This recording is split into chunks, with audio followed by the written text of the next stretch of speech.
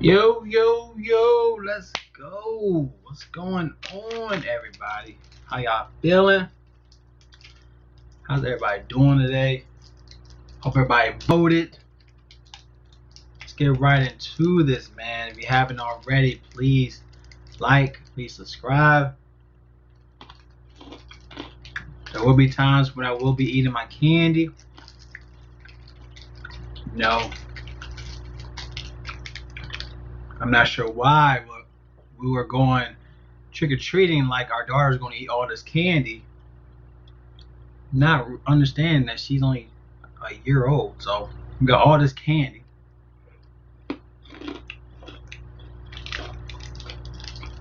How everybody doing?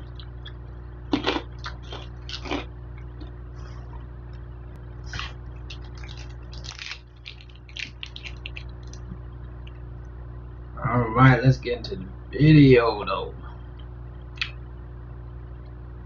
Put the chat here so I can make sure I see the chat.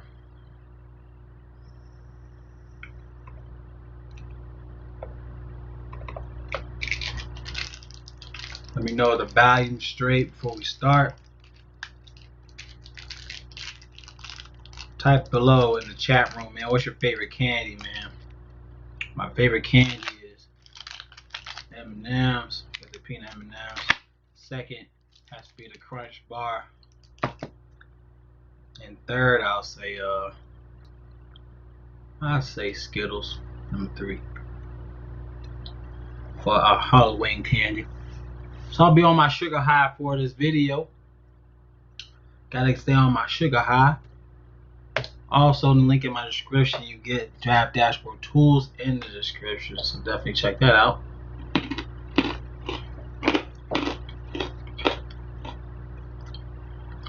Alright.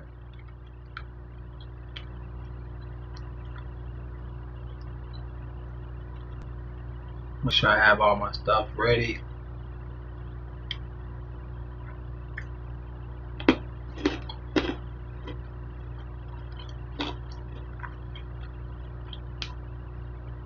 Make sure I got everything locked and loaded. Okay.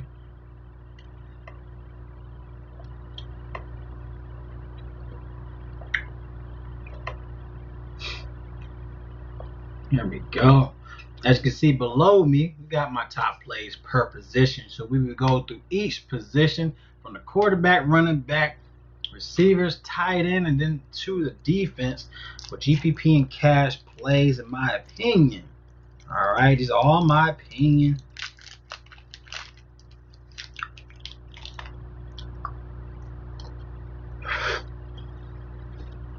All right, let's get right to it.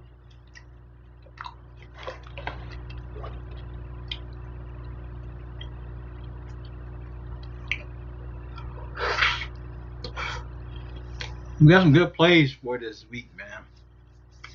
Some good plays, some good games.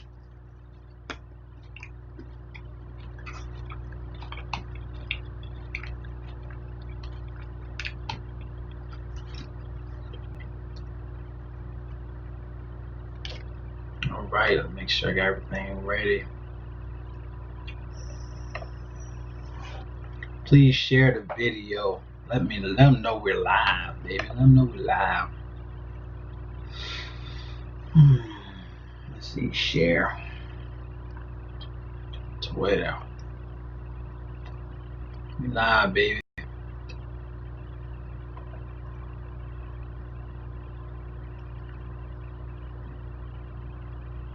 There we go. We live on Twitter.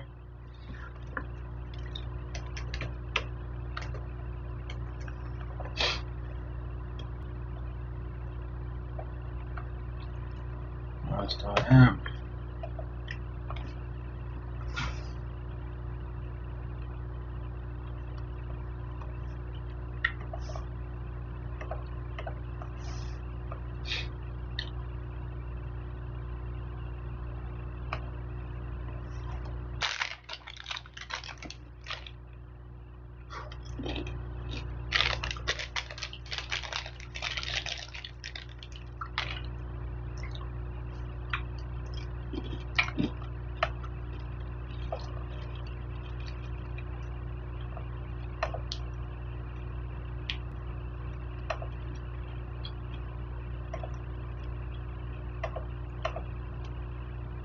All right, let's get to the quarterbacks, man.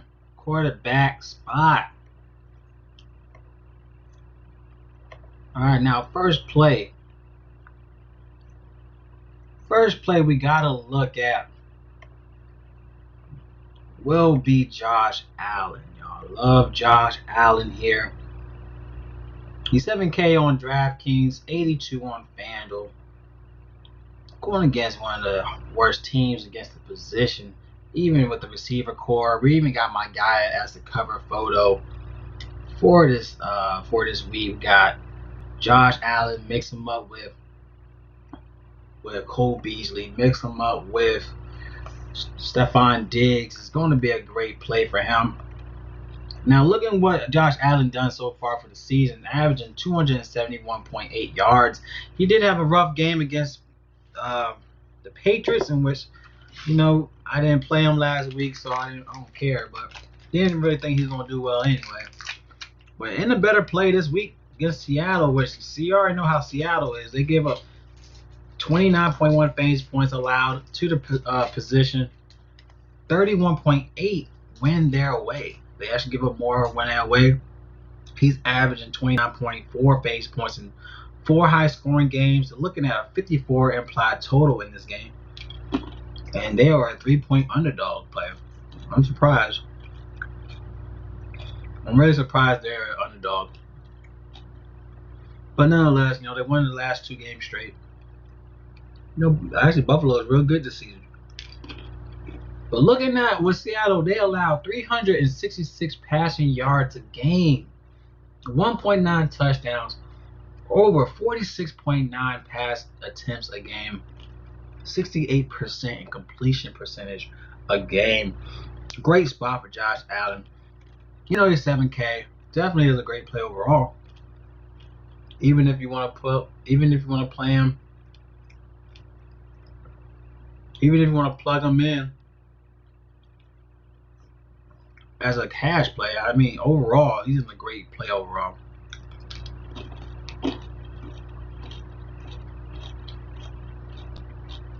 So going my first play, cash will be Josh Allen, but he's still a good play overall. Still a cash play. Everyone's going to be looking at this game, but he's in the smashing spot overall.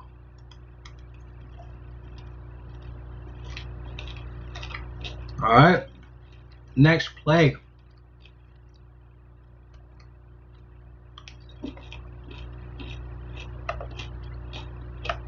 Next play going down the list, $6,600 for Matthew Stafford going against the Vikings. Great spot overall for Matt Stafford. He is 7,500 on FanDuel. Matthew Stafford's in a good spot. Now he's averaging 24 fantasy points in the last 2 games. Had 27 fantasy points last game.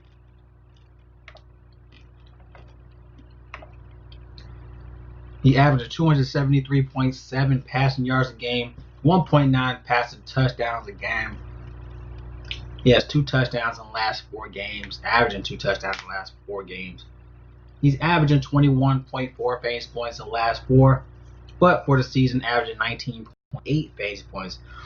So he played the Colts last week, and we all know Colts is not an easy team to face. And he did well against the Colts. Now he had 3 touchdowns, 1 interception, 336 yards. Even in this loss, this showed. It was 21-24, 21-41. Good Lord! But he was forced to throw a lot.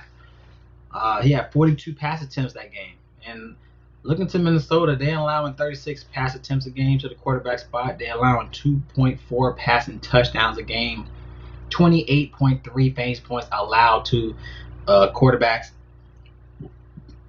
when they play home. So they actually give up more when they play home.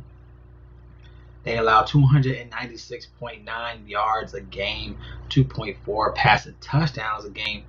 Minnesota, this is a great play for Matt Stafford. Even in a losing effort, this is a great spot for Matthew Stafford. Now, can I say it's cash? I still say he could be low. I could say he's cash. I mean, he's $6,600 for him, but yeah, he's gonna be cash because he's still gonna be. I mean, it's a 53 implied total here. I still love him in his play. Like, I think he's still gonna be lower owned because of obviously the Josh Allen play. But knowing what he can do at this price tag, especially on DraftKings at 6,600, I'll say it's still cash. I mean, I don't think it's. I think it's still an obvious play to look at. But Stafford is definitely a great play here. A cash play. He should do well in the spot against a team that's giving up a lot to the quarterback spot. Now, another person you could definitely look at a great price tag is Drew Lock. All right, now Drew Lock going against the Falcons. He's $5,200. This is definitely a GPP play for Drew Lock here. Not saying you have to lock him in, no pun intended, but great spot for Drew Lock here.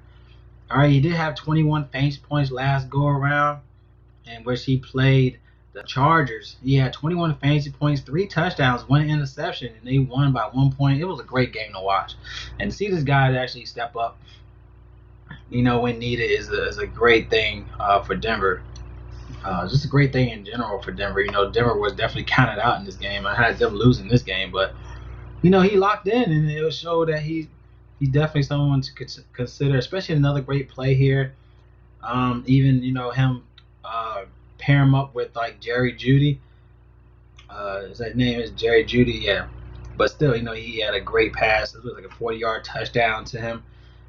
It was good seeing him throwing multiple touchdowns, man, in a game which they were definitely counted out in this game. So definitely want to consider him as a nice little. He's definitely going to be a GPP play. Going against ATL, we already know how ATL gives up a lot of points. They give up 28.8 fantasy points allowed to quarterbacks. 27.7 at home for the season. 2.5 passing touchdowns allowed. 323.8 passing yards a game to the quarterback spot. And they allow 70.3 completion percentage. So Drew Lock is definitely a GPP play. Great price tag, especially on DraftKings, $5,200. Definitely want to get yourself some Drew Lock here. He will be my GPP play. All right, in the spot for today. Let me go ahead and lock him in there. You see him up top. You see him. To those people that get into the stream late, it's okay because I will have all my plays below my camera, as you can see. You'll see all my plays. So I don't care what time you get on the stream. This is my way of just giving you all my information now because, like I said, I can't make these videos all week long. I can't. So I'd rather take that one day to give you as much information I can see so far. Until we get more news, if any injury news happens, then of course my injury news will be below me as well. You'll see the injury list and whatnot, and we'll just keep in tabs with the injury list. I told y'all about what's his name? I told y'all about I can't think of his name on the Vikings. Dalvin Cook. I told you about Dalvin Cook. I told y'all if he played, lock him in. And boy, was he the reason why you were cash last week. But nonetheless, we gotta keep tab with the whole injury news. But this is my time, just giving you that. I might be a 2-hour, 3-hour, even a 4-hour video. But I'd rather give you all my information on why I picked these players, and then you see my GPP and cash plays and why. So I'd rather take this time to do everything. All right, so keep that in mind.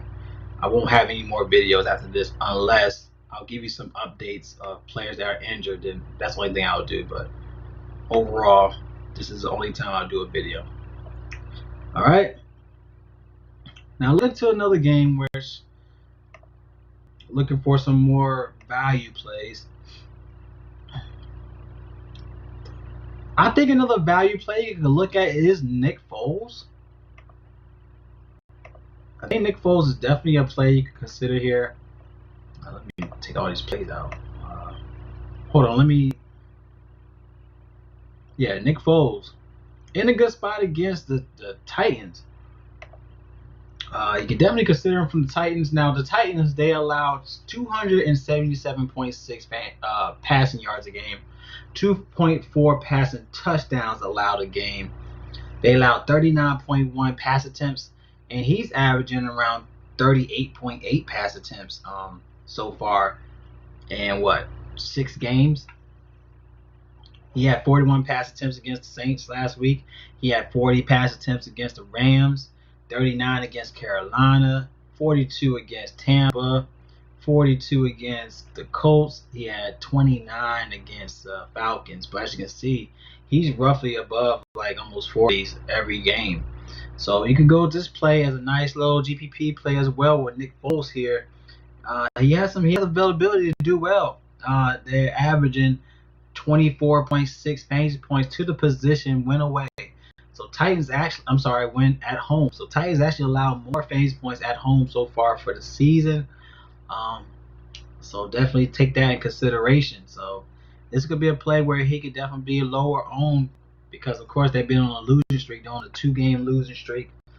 But this is a play where Nick Foles could do well here. So I'm gonna go with some Nick Foles as a GPP play. I mean, there's some guys you could also target. You want to look at Allen Robinson and those guys to pair him up with. Still a good viable spot here for Nick Foles. So Nick Foles will definitely be a GPP play to consider for your lines for this week. Definitely like this play for him. Let's go to some other plays real quick.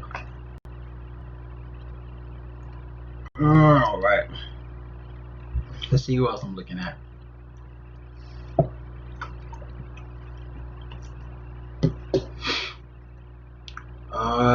If you want to go Matt Ryan, I'm looking at Matt Ryan going against Denver now. Denver is still a tough team in the air. Last time he played Denver was 2016. I didn't know that, but it's going to be a tough game for Matt Ryan. Obviously, he probably going to be a lower. I mean, he's 6,400 on DraftKings, but definitely going to be lower owned. I definitely could see him being lower owned here. He's averaging 307 passing yards a game. And Denver's allowing 21.7 fantasy points allowed, 22.3 allowed win away. I mean, he's like Matt Ryan. He's one of those guys that also plays better at domes. He don't really play good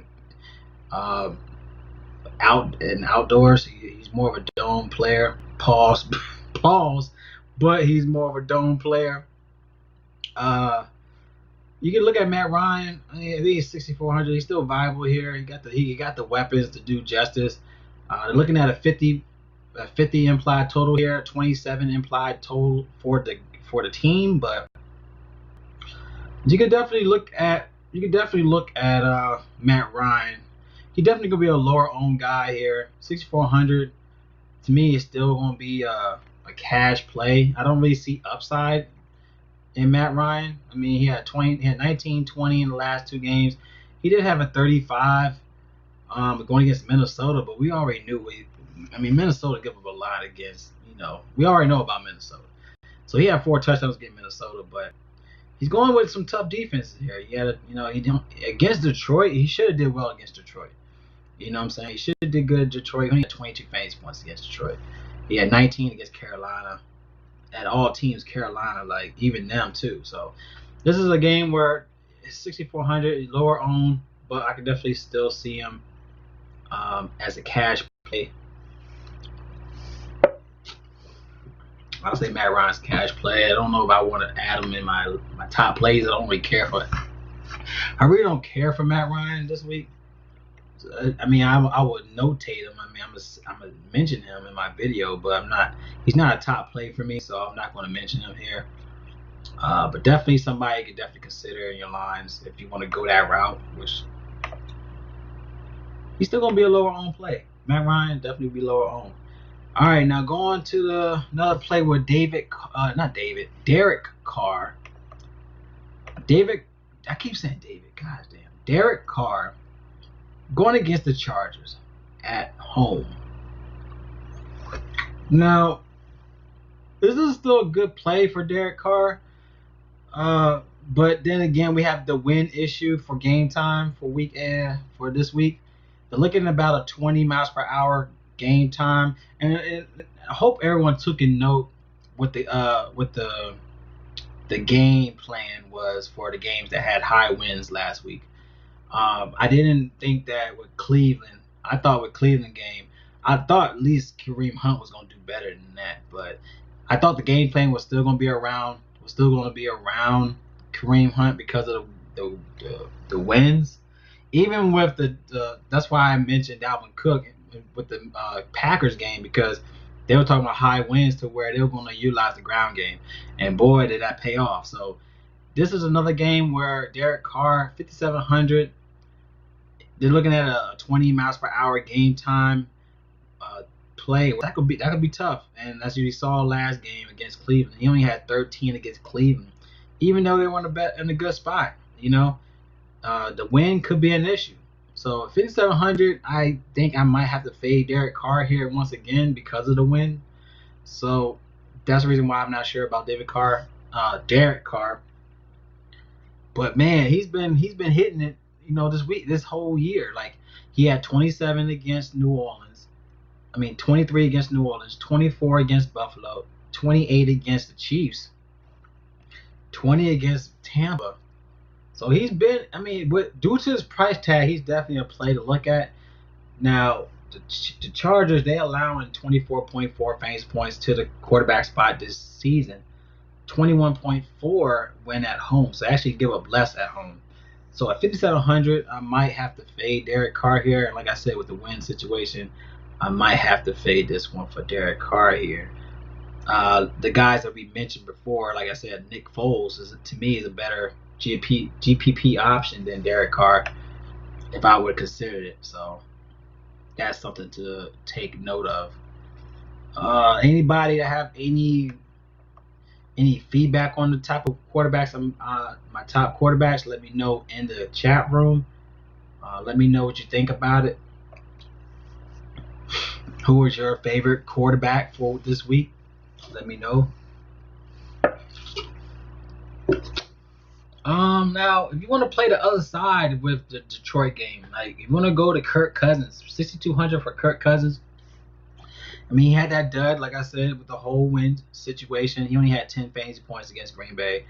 So that's probably the reason why he probably would did worse, because of the win situation.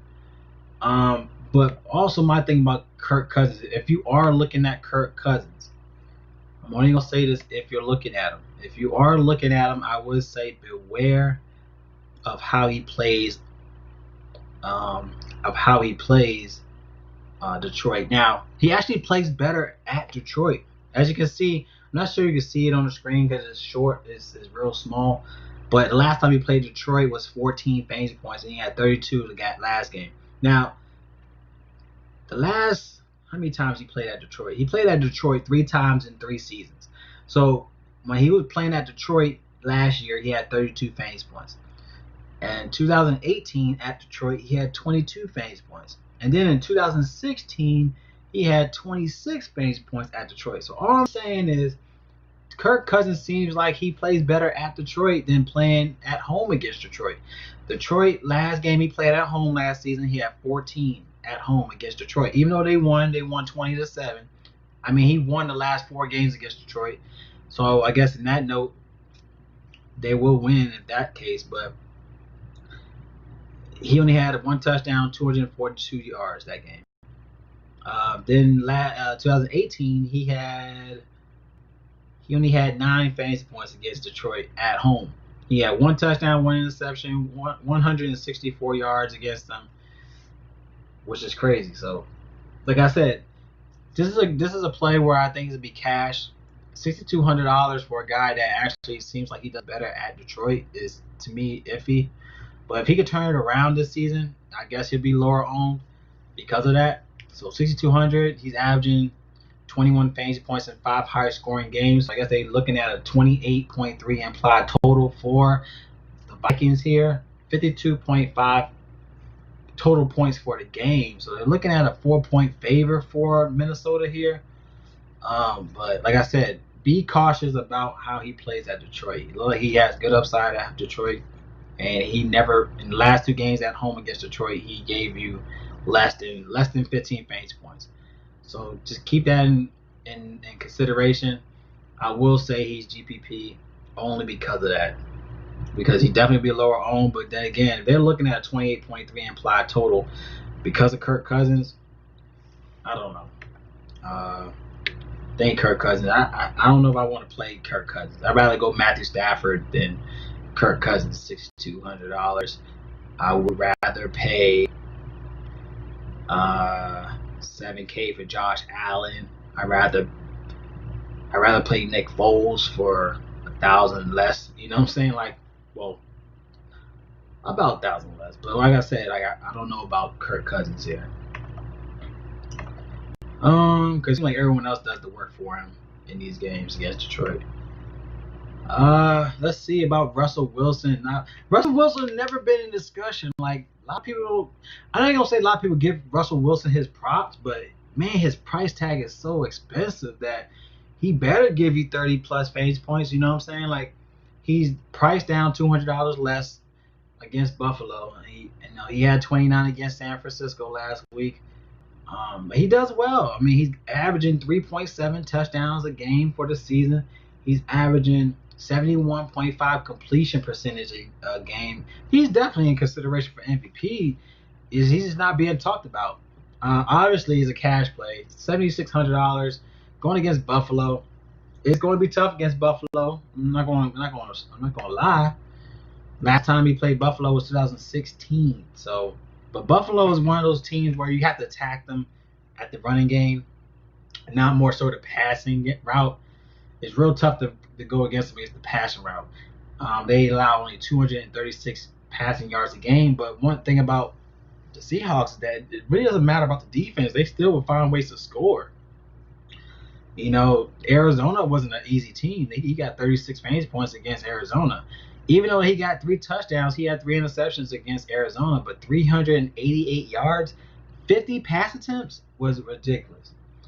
Throwing 50 times a game is crazy. 4 touchdowns against my Niners, 261 yards in the air. Like, that's crazy. So he's one of those guys that he could give you like an easy 30 plus. Hopefully in this game he could probably give you 30 plus, but even in tough matches he still has been able to give you 30 plus fantasy points. So Russell Wilson once again. What's up, Tim? He said, "Yo, you think I should trade Miles Sanders for Zeke?" I really feel like no. I really feel like Zeke is. I think he's done. I think honestly, I think he's done for the season. In the sense of fantasy wise, I mean, he has nothing. He knows that the game. He knows the team has nothing to play for.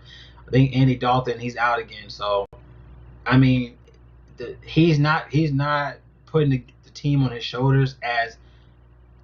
I don't know. A lot of people are going to say that because of the more money he received. You know what I mean? Like, he hasn't shown why you should pay him that much money. I mean, this is a real reason. This season is going to show why you don't pay guys that much money. If he can't try to carry the team on his back, it seems like he gives up. You know what I'm saying? Like it seems like he gives up. So I wouldn't say to play him, especially Miles Sanders. I think you should keep Miles Sanders. I don't know. I wouldn't say keep Miles. I don't know. Miles Sanders is he's out, but for Zeke, no, not for Zeke. Don't waste your time on Zeke. I think Zeke is one of those guys. If they're playing hard, if they playing bad, he's not gonna do well. I don't know. That's my opinion. But Zeke hasn't shown why you should pay him or even have him, in my opinion. So I wouldn't go Zeke. But yeah, Russell Wilson to me is a cash play. 7,600, but he's averaging 32 fantasy points a game. So that's just showing him, man, he's doing great. And these receivers he got on him, he got freaking monsters as receivers, man. So anybody could show up on that squad. So I'll go cash. Got Wilson.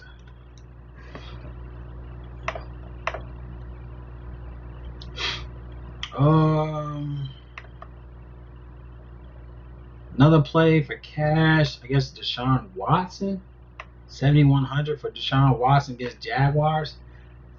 Jaguars actually don't give up more at home. They actually allowing only 19.5 fantasy points at home so far. Let me see who he faced. Who they faced at home.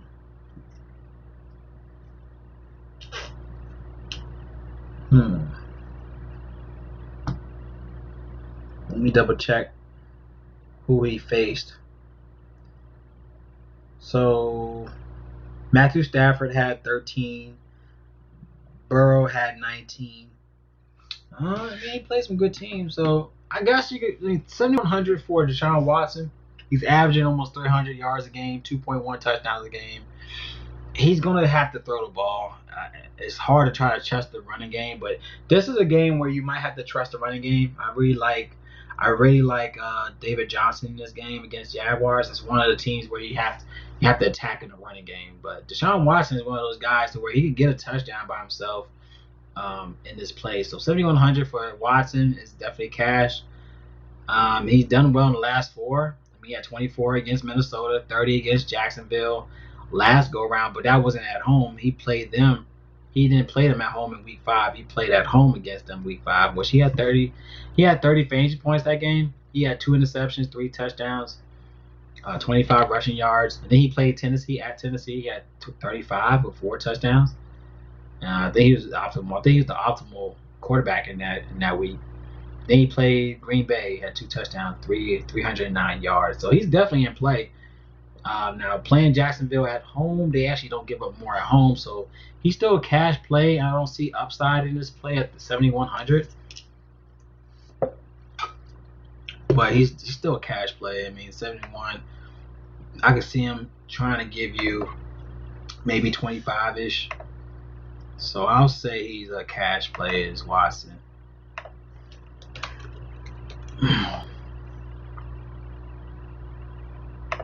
I'll also say Carr as GPP, but we got to mention the 20 miles per hour winds for that game. All right. I think that's it for quarterback. Let me know what y'all think about quarterback before we move on to the running backs. I didn't talk about Justin Herbert, I guess, going against the Raiders.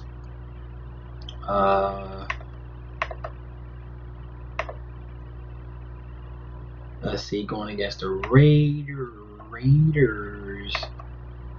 Where are all my Raiders?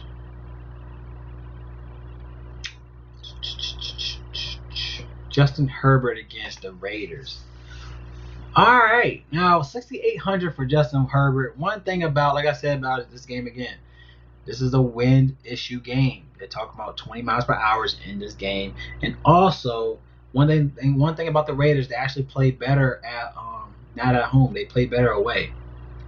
They haven't been giving up more fantasy points away, so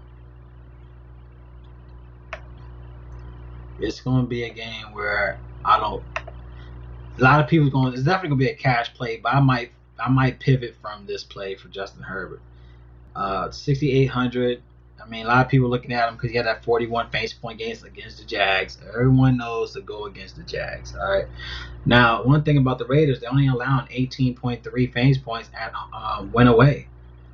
And then you got on top of that the wind issue. So Justin Herbert, to me, I might fade Justin Herbert here because of this wind, and on top of that, Raiders away is not an easy team. So they're showing that. Let's see, they're ranked 4th. They're ranked 4th in the last 9 games, allowing only 1.3 passing touchdowns. I mean, he's averaging 2.5. He's averaging 2.5 touchdowns a game for the season, 303 yards a season.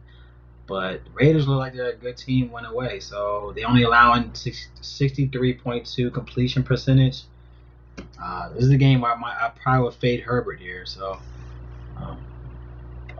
yeah, I'm gonna definitely fade him. It's definitely gonna be chalky play for him. So, anybody else got any say so?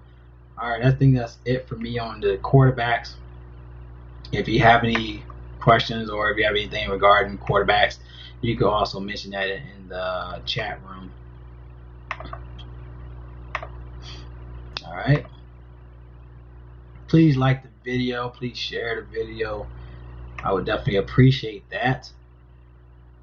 All right, let's go into the running backs. All right, now running backs. Like I said, one guy I do want to look at is David Johnson against the Jaguars. That is one running back I do want to look at.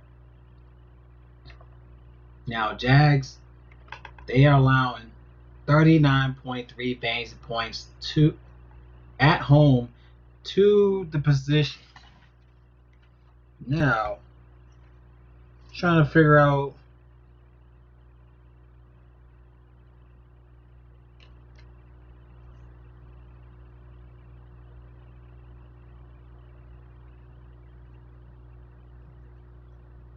trying to see who he played. I mean, Joe Mixon went off against them. Joe Mixon had 45 in week 4. Even Adrian Peterson, he almost had 13 against them in week 6. There's definitely a team to attack in the running game. So David Johnson at $5,600 for David Johnson is in play for me. He's averaging 14.4 rushing a game, 56 rushing yards a game, 4 touchdowns so far for the season, which he had 2 touchdowns in the last 2 games. This could be a double touchdown game for him, in my opinion. They're allowing 25 carries a game, 6.6 receptions a game, 1 touchdown a game to the position, 30.2 to the position, 39.3 at home to the position. So definitely like David Johnson here, especially at $5,600. Definitely something to look at for David Johnson. Now, I think he might be lower owned because of the fact, I don't know, I think because a lot of people might go back to the well with Dalvin Cook at $8,200.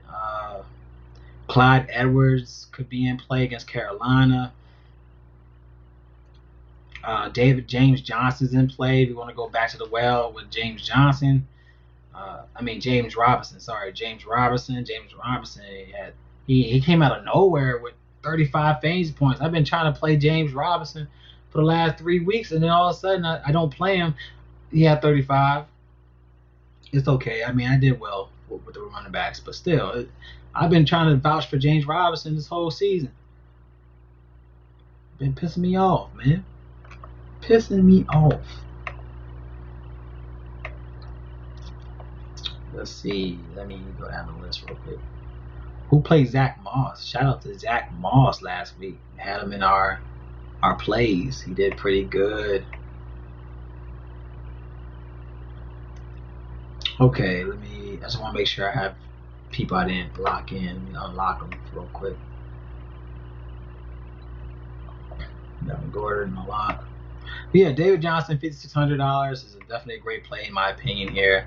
He might be cash, but $5,600 definitely can see him be a GPP. I can see him getting 20 plus here. So I'll say David Johnson here as a play.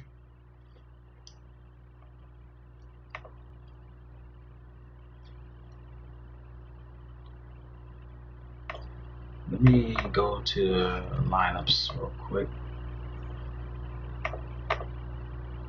Bookmarks.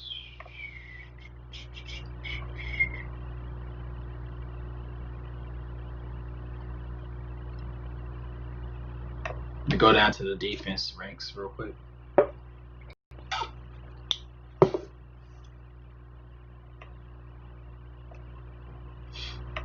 The rushing yards a game allowed. Ooh. Let's up that real quick.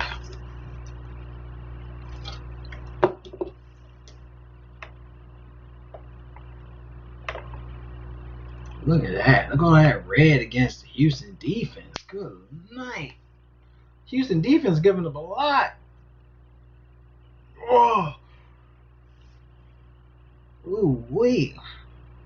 You can see Jaguars is up there too. So Jaguars are 25th against rushing yards, 25th against touchdowns allowed, 25th in touchdowns, 28th in red zone attempts. So let's look into the red zones for Houston. Looking at David Johnson with his red zone. So he has one red zone touchdown. He has one rushing. He has one receiving touchdown in red zone. He has one rushing touchdown in the red zone. He has 12 carries in the red zone for the season. He has 3 for 4 in receiving yards, receiving catches in the red zone. So David Johnson, man, he's one of those guys where you could definitely plug him in red zone. Now I'm gonna look at Duke Johnson. I'm gonna make sure Duke Johnson's not getting no plays in the red zone. He didn't get no rushing so far. He only had 3 red zone catches, 4 red zone targets. I'm just gonna make sure Duke Johnson's not gonna take his shine. He had 9 fantasy points against Green Bay last week, which is nothing, so I'm not worried about that. I just want to double check on that end. But yeah, love this play for David Johnson here. Now looking at James Johnson. Now James Johnson definitely gonna be a cash play. He's back in a good spot, as we already looked at with the defense. Houston's defense is 31st against rushing yards, 26th against rush attempts, 31st against touchdowns, 30th against red zone attempts, 29th and fourth down percentage. Like, Houston is giving up a lot to the position, lot to running backs, man. James Johnson definitely gonna be a cash play once again. 7K this time around, 7K 73 on FanDuel. But if you get a David Johnson for half that price, David Johnson only 56, and then on FanDuel he's 68. But James Johnson, still a good spot here for James Johnson. But like I said, still gonna be a good spot for him to keep the fire going in this game. I mean, he had 35 fantasy points, 2 touchdowns, 22 carries, 119 rushing yards last week against Chargers. He also had 6 targets. He also was hitting them in the air too, man. So he was everywhere. And then on top of that, we have a new quarterback in place for Jaguars.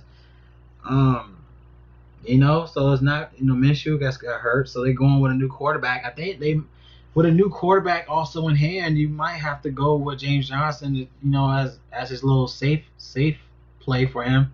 Just run the ball with James. Give the ball to James. So definitely with a rookie quarterback, I definitely would have to look at James Johnson. But then I think even the Texans might play that. They already know a rookie quarterback in the center spot, so they probably going to play for to stop James Johnson here. But definitely a cash play for James Johnson. Houston is allowing 151 rushing yards a game, 1.3 touchdowns a game, 33.1 allowed to the running backs, 33.2 away for the running backs. Like, that's crazy. So definitely a play for James Johnson. I'm sorry, I keep saying James Johnson. James Robinson. So I will say cash play for Robinson here. Johnson GPP. Only because I see more upside for Johnson. Robinson's still in play, especially at 35. Robinson. All right. Let's see any other running backs I'm looking at.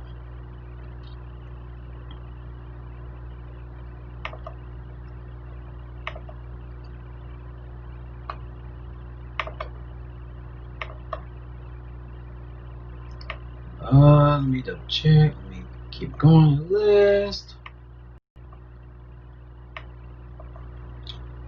Le'Veon Bell. Am I looking at Le'Veon Bell? Not really looking at Le'Veon Bell. Let's see. Le'Veon had 7 fantasy points. He had 6 carries last game. I guess you could go with Clyde here. Our guy Clyde Edwards. Hilaire. He only had 6 fantasy points last week. That's weird. But it's still, are they sharing the snaps with Le'Veon? Let me double check and see what's going on with this. He only rushed 6 times, 21 yards, caught all 3 targets, 10 yards. Sunday's win over Jets. Neither Edwards or Bell got anything going on the ground. This Jets defense line was just about only unit on either side of the ball to play well for the visitors. The rookie had set a new career low for carries in back-to-back weeks since Bell suited up for Kansas.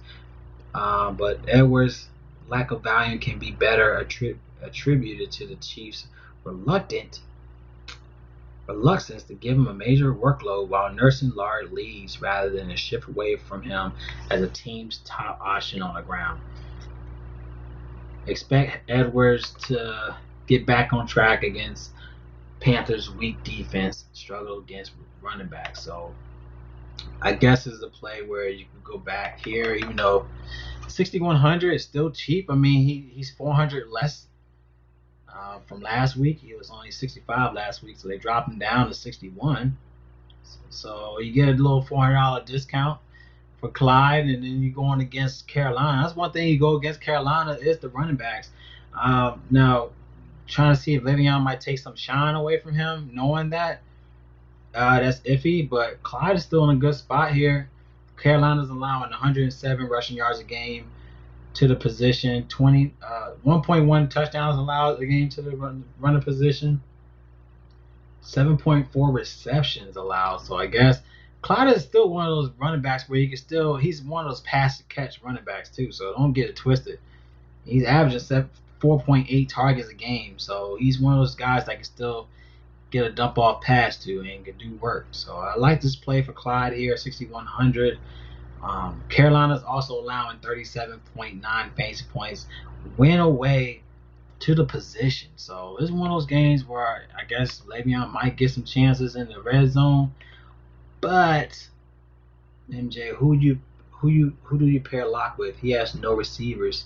I mean, you could pair Locke with Jerry Jeudy.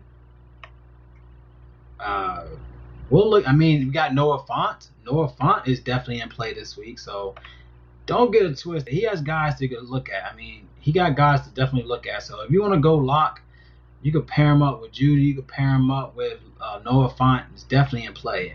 We'll get to Noah Fant when we get to tight ends, but those are guys where you could definitely consider. We still got who else? So those are only two guys I already mentioned off top that you could look at.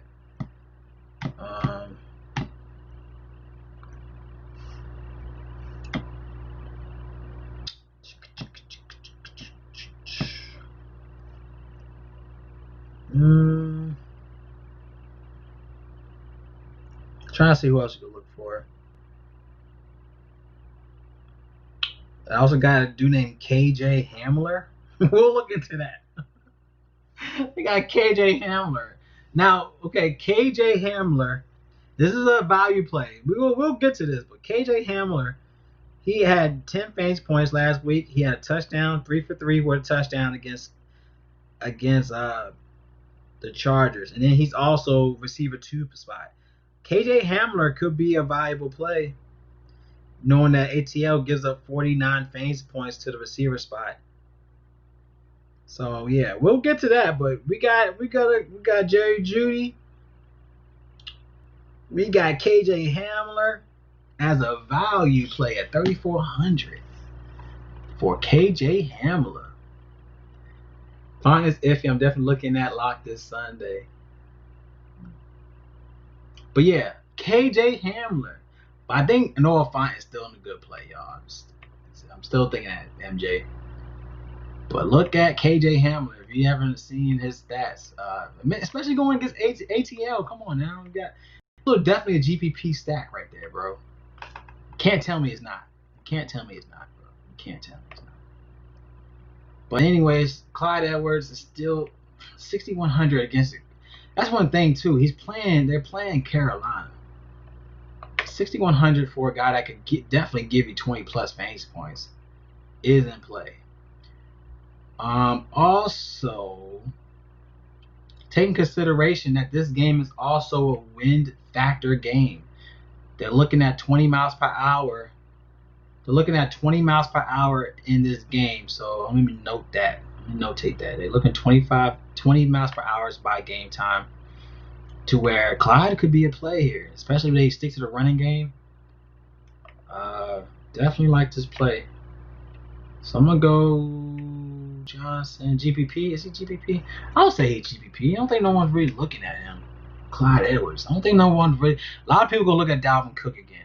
You know what I'm saying? And I'll say Clyde is GPP. $6,100 for a guy that can give you. So GPP, I'll say they have to at least be times 4. So if he's 6,100 times 4, he should give me. If he's at times 4 value play, that's what 24. At least give me 24 fantasy points. I can see Clyde giving you 24 fantasy points in this game. That's what GPP to me. Like if someone asks me what's GPP, if someone could give you 4 times the value of their price. So if he's 6.1, you're hoping it give you 24-ish. Now, considering, let's say, James Johnson, he's cash because cash, I'll say roughly 3 times value, 2 to 3 times value. So if Robinson is 71 or 7,500, how? But anyways, if he's 7K times 4, you better hope he give you 28 fantasy points. 28 for James Robinson. So I'll say he's cash because I can still see him give me 3 times the value. So as long as he gives me around 18, almost 20, that's a cash play. So for David Johnson, he's only 5.6. So if he gives me 20 plus, that's definitely a GPP play because I see the upside. You know what I'm saying? So I see upside with Clyde as well. So that's why I consider like the value. So if that's how I kind of put the value point. So if you could give me 4 times value of his price, that's definitely upside. All right, so that's how I do it. But cash plays to me at least 3 times value of that player's price.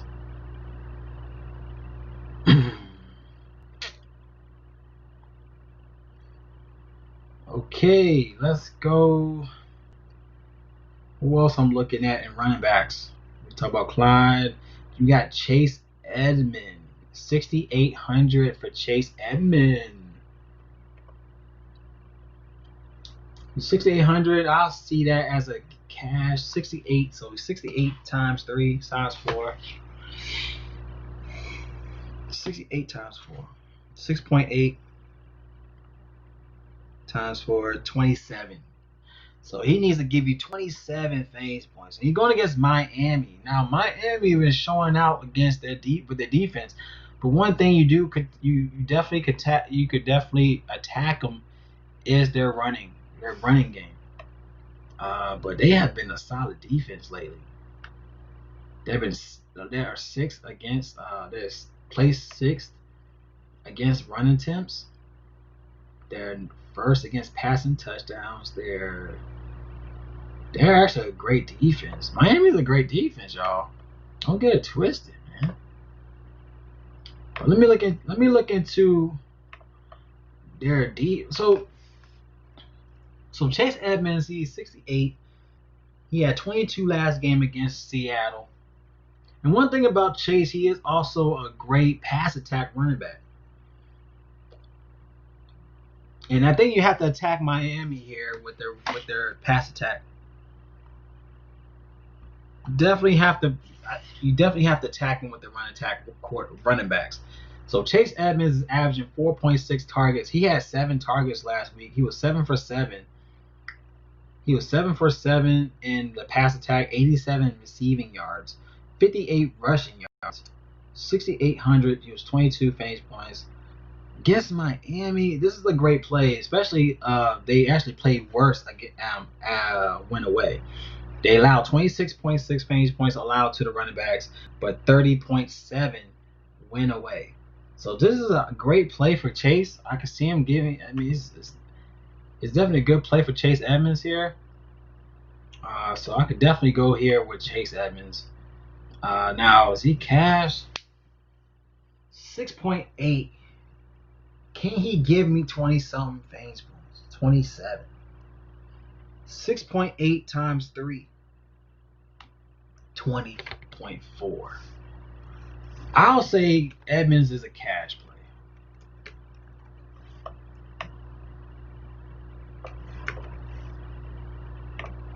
I'll say Chase Edmonds is a cash play.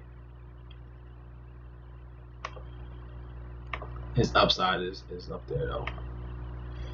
Let me lighten up this screen real quick.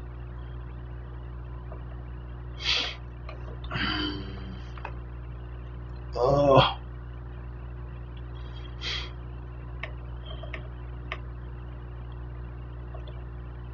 Just light my screen up real quick.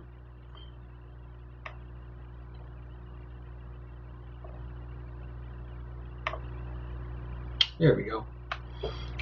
So I'll say he's a cash play for Chase.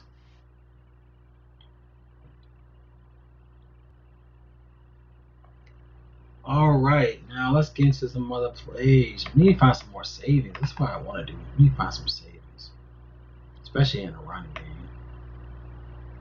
Don't see none as of yet, though, other than David Johnson. Now, Dalvin Cook going against the Lions. 8,200 for Dalvin Cook after that 52 fantasy point game. Woo! 4 touchdowns, 30 carries, 163 rushing yards. Oh, I forgot to put the 20 miles per hour for the Kansas game. Let me put that on there real quick.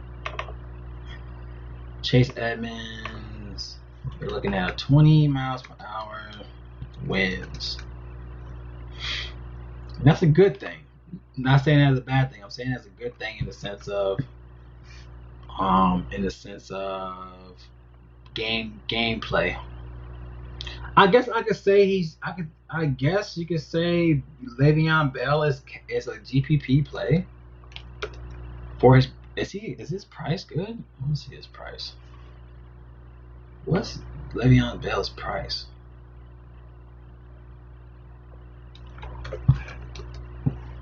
$5,100? Nah, he ain't price good. He ain't no GPP.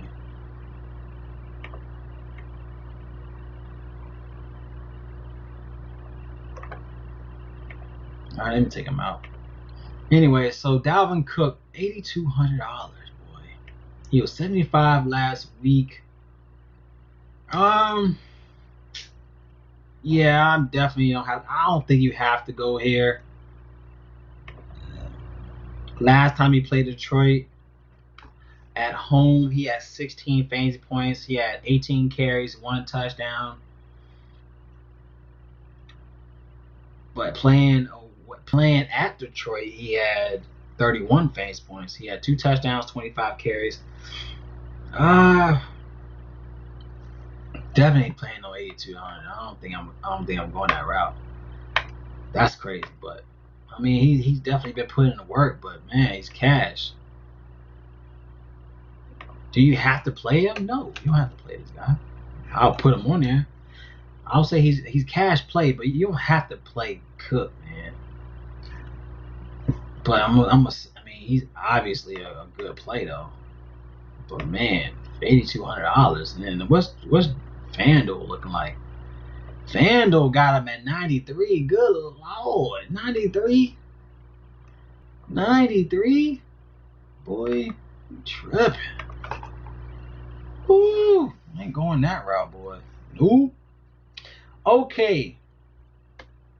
Next guy. Let's get out of that. I ain't talking about that shit no more. Fuck that. Now, going to another game. Now, we got Chargers, right? Yeah, hell yeah, he gonna be heavy chalk. Fuck Cook. I ain't not paying up that much for Cook. Fuck Cook. 8,200. Now, this is a good play. So I'm going to Chargers. Now, if we go to the Chargers play, we got some good upside in the Chargers game. Now, we got Justin Jackson. He's been definitely putting in more work. He's definitely putting in more work than Joshua Kelly. So I think Justin Jackson's getting the nod. So yeah, so his stock went up from running back 2 to running back to starting running back. Justin Jackson at 4,900 is definitely a GPP play. I mean, he's definitely getting targets outside of the running game. You know, he got 5 targets last game, 6 in the last 3 games. He's averaging around 5 point something targets a game. He had 17 last game, 11, 14 in the last 3 games. So 4,900, 4.3. So just to give me three times three value is only 14.7. Times four, 19.6. I definitely could take some Justin Jackson here against the Raiders.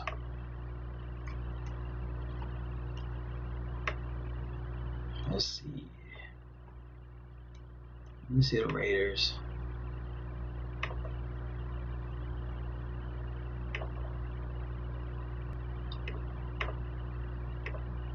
Definitely like this play with Justin Jackson, man. He's only $4,900.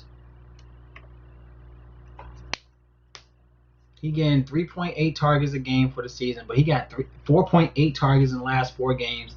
He had 5 targets against Denver last week. He had 6 targets against Jacksonville. He had 6 targets against the Saints. He's definitely getting more involved in the offense. And then on top of that, like I said, the whole thing about the whole wind issue. This is a great game for. This is definitely a run game, upgraded game for the running backs here. So Justin Jackson could definitely be in play. I mean, he's not getting much carries. He's averaging 9 carries, but he had 15 carries against the Saints. He only had 5 carries against Jacksonville.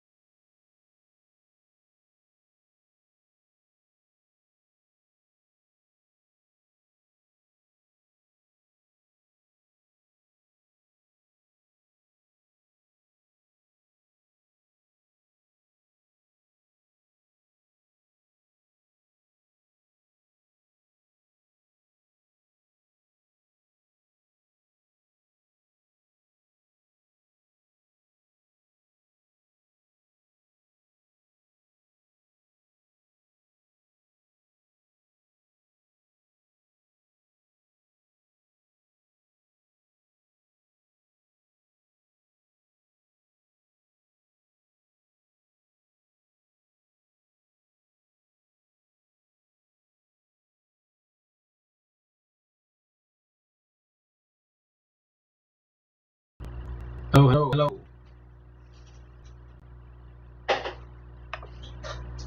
Can you hear me now?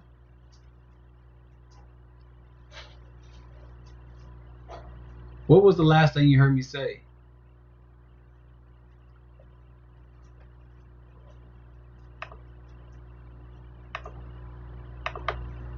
Can you hear me now?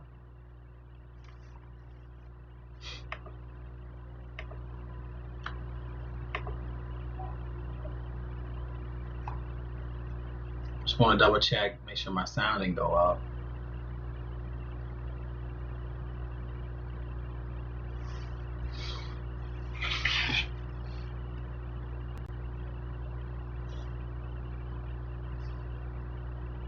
Can you hear me now?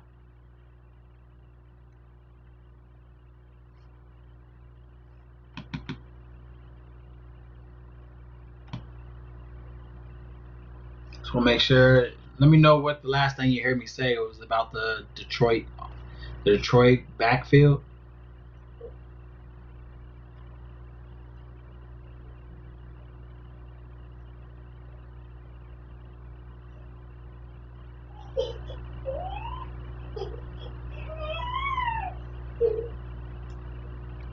But like I said, with the whole Detroit backfield, one thing I cannot trust is you got a three-head dragon in the backfield. Like you got DeAndre Swift, Kerryon Johnson, and Adrian Peterson. But it seems like DeAndre Swift is more he's more has he give you more production. But the only way you can really you can affect the game is the running game against Minnesota. You just don't. I just don't know. I just don't know how. You know what I'm saying? Like I just don't know who is going to be that guy that's going to go off.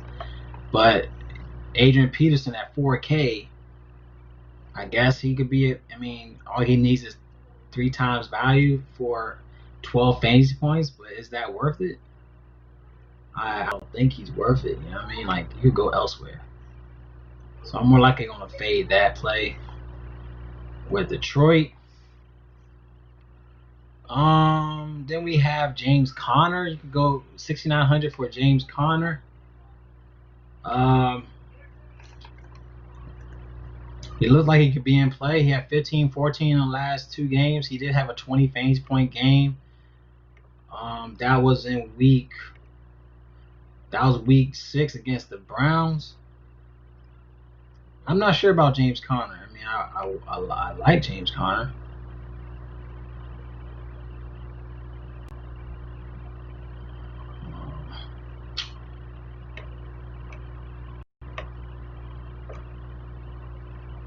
Definitely not sure about James Conner though.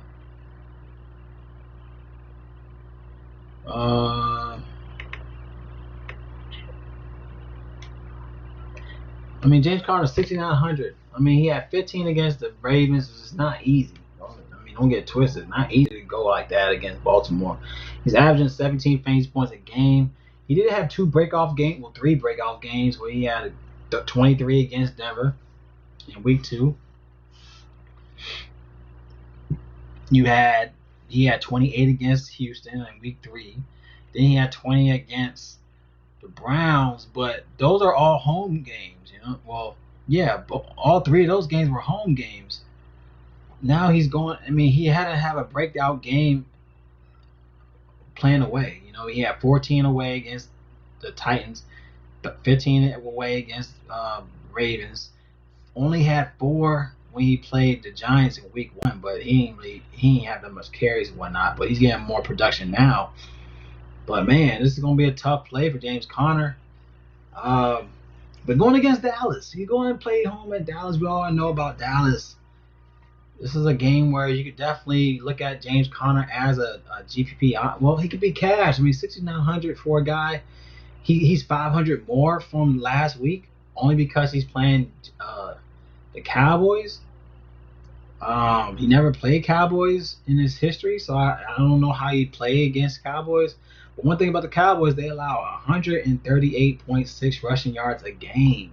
And one thing about James Conner, he's not really a pass attack running back, but he definitely hit you in the hole. You know, he's averaging around almost 16 carries a game, 71 rushing yards a game.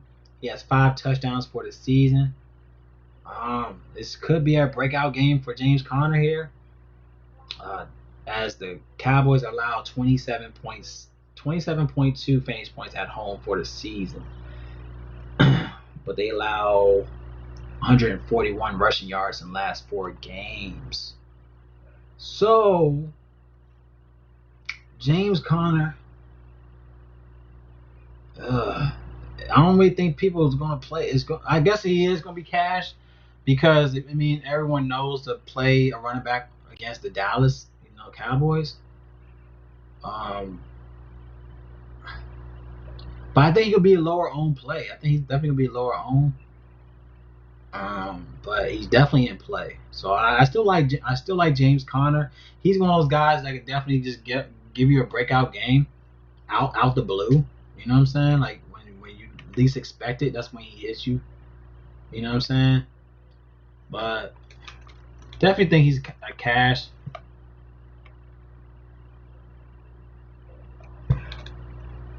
James Conner, cash play in my opinion. I still like this play for him. Of course, he's going against Dallas, and he's playing at Dallas. So, but we've seen so far for the season, he hasn't played well when he plays away. He actually plays better at home so far for the season. I'm not going to lock Dalvin Cook. Let me unlock him because I'm really not going to play Dalvin Cook. I really don't expect myself to play Dalvin Cook this week. I really see myself playing like a Justin Jackson, David Johnson, or even a James Robinson. Those are 3 guys I'm really looking at this week. Yeah, those are the plays I'm looking at.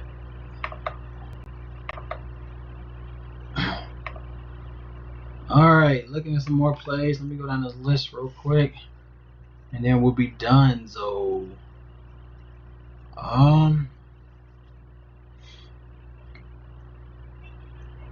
is Mike Davis out? Not Mike Davis. Is Chris Carson out? We got DJ Dallas from Seattle. Chris Carson, he had a foot injury. Is he still out? And also Carlos Hyde has a hamstring injury.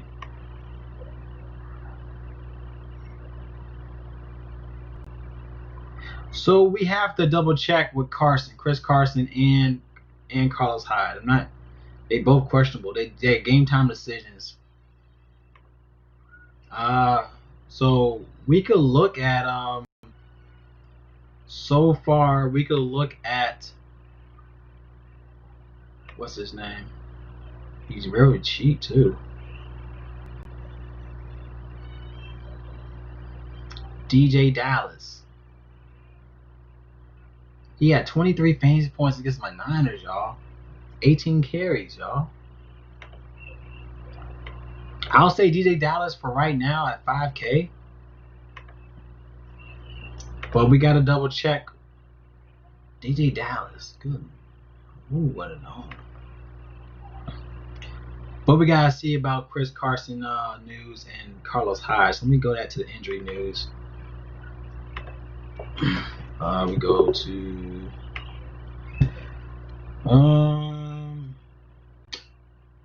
Seattle. Chris Carson, Hyde. They are a game time decision. To where for GPP will be CJ Dallas. Or DJ Dallas, whatever his name is.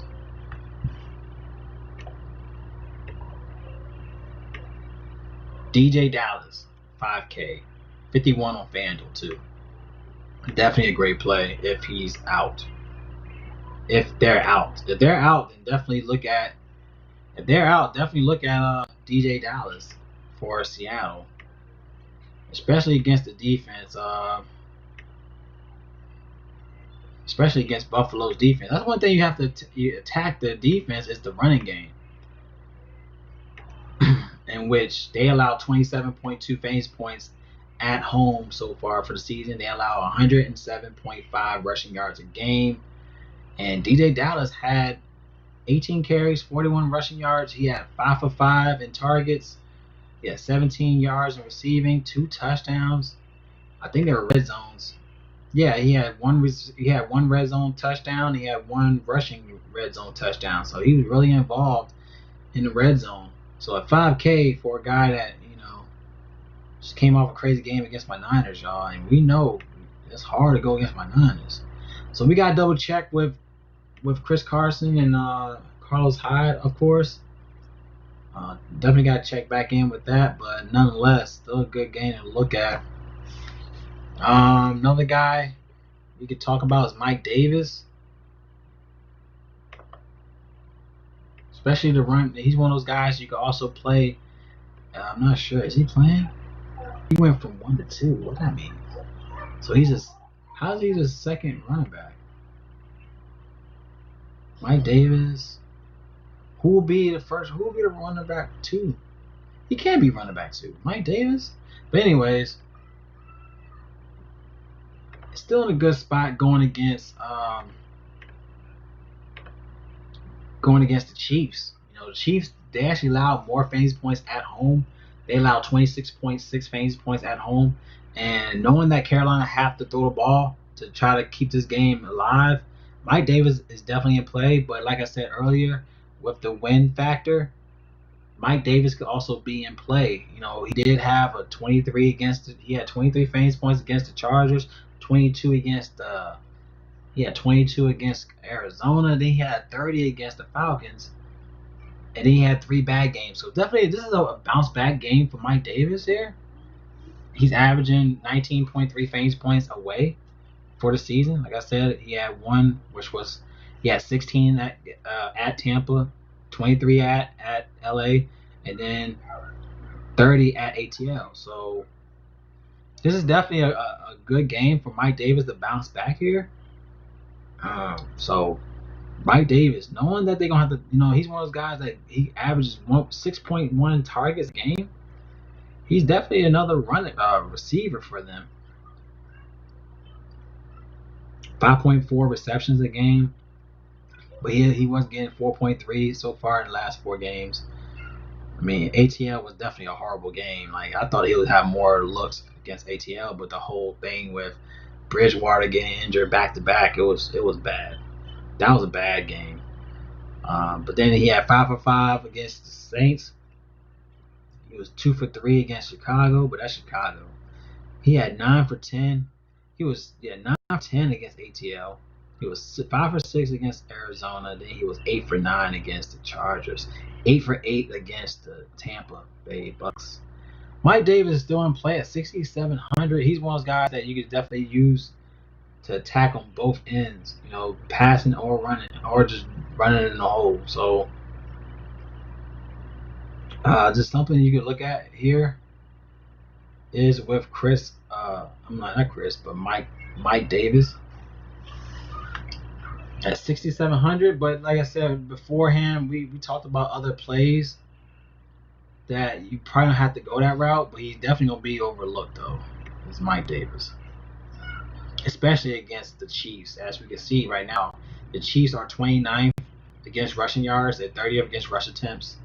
They're 25th against red zone touchdowns. Mike Davis is in play, y'all.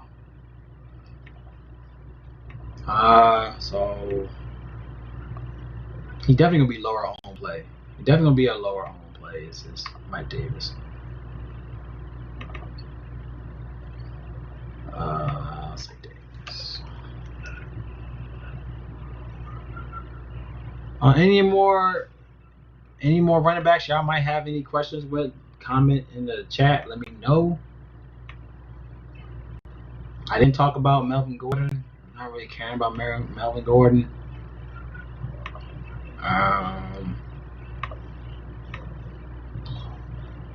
Let me see who else. Let me go down this list real quick before I continue.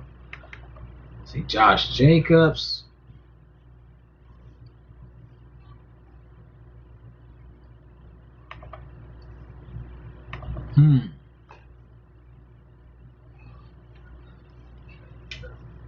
about Josh Jacobs. I mean, Josh Jacobs didn't play, I guess, because the whole fact of you might play Josh Jacobs because of the whole win factor. And he also averaging 21 fantasy points in 4 away games. He had that big game against Carolina week 1. That was away. He had 10 against the Patriots away. And then he had 23 against the Chiefs. So then he had 16 against the Browns. And then now he playing at the Chargers away. This could be a play where Josh Jacobs is definitely in play. Josh Jacobs is 6,300.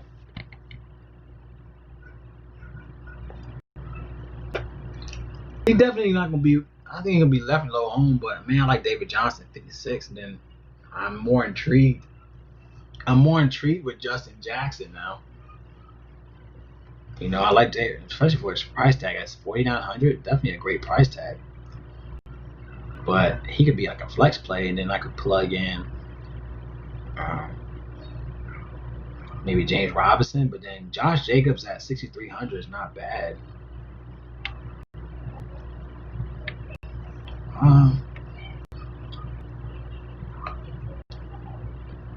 Not a bad play for Josh Jacobs. Knowing how the win issue could be in factor once again. But then again, the win factor was against the Browns. He didn't do nothing on that Browns game either. That was stupid.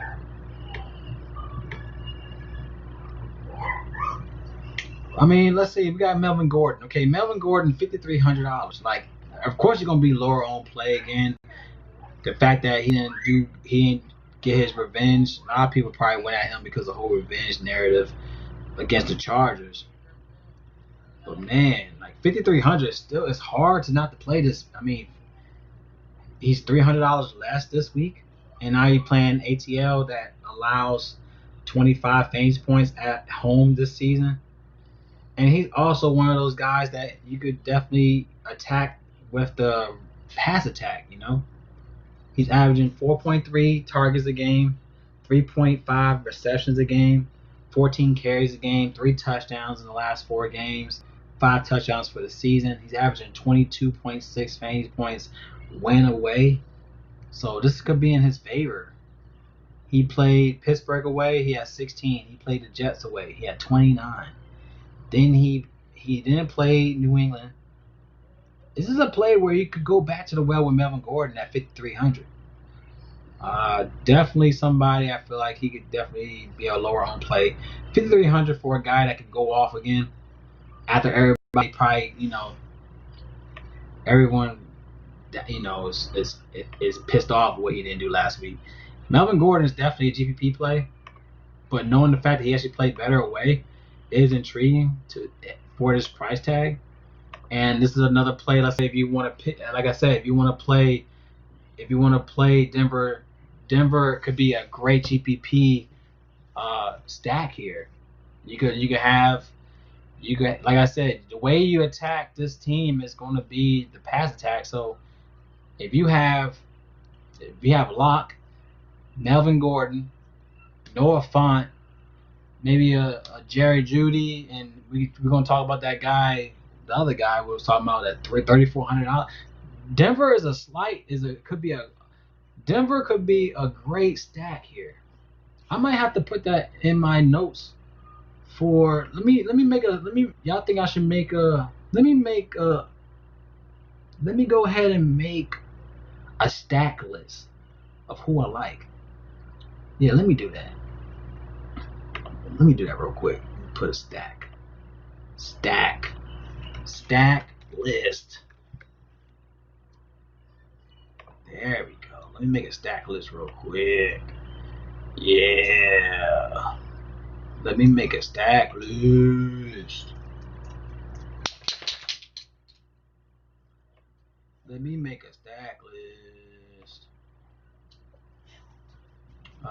change the color. Color correction. Let me change the color to. What you doing, baby girl? How do I change the color on here? I forgot how to change my color. Oh. Let me change it to... What color should I change it to? Green? Like doo-doo green. What the hell is this? I'm gonna turn neon green. Why my shit look like a dumb green, yo? Change. Did I change the coloration? Hold on, gee.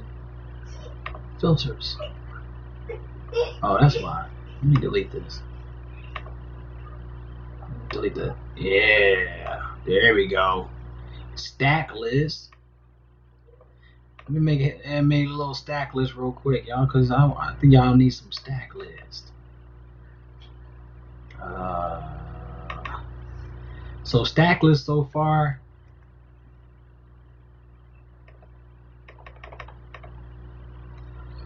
Uh-oh. How do I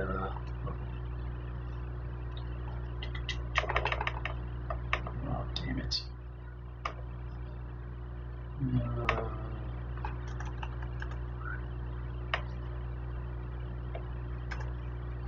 Oh crap. Sorry y'all, man. My stack list. How do I drop? Oh man. Hold on. Oh man. I'm trying to do this all. Damn, I want to do a stack list, y'all.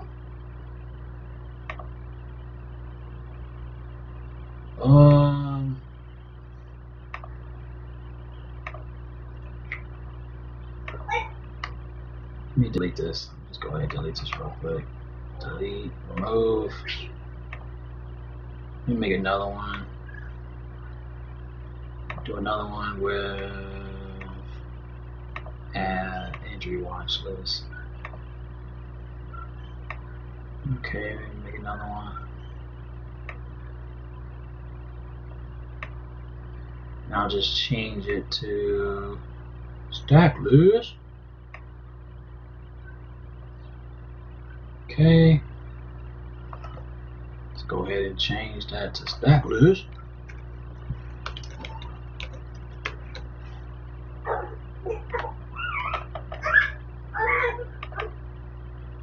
Okay, so stack list will be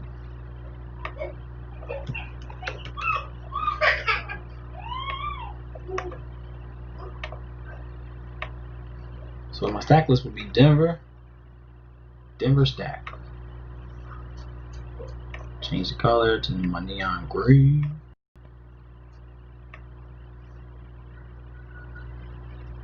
Stack list, and then oh man. Oh, this is messing up everything. Oh, man, hold on.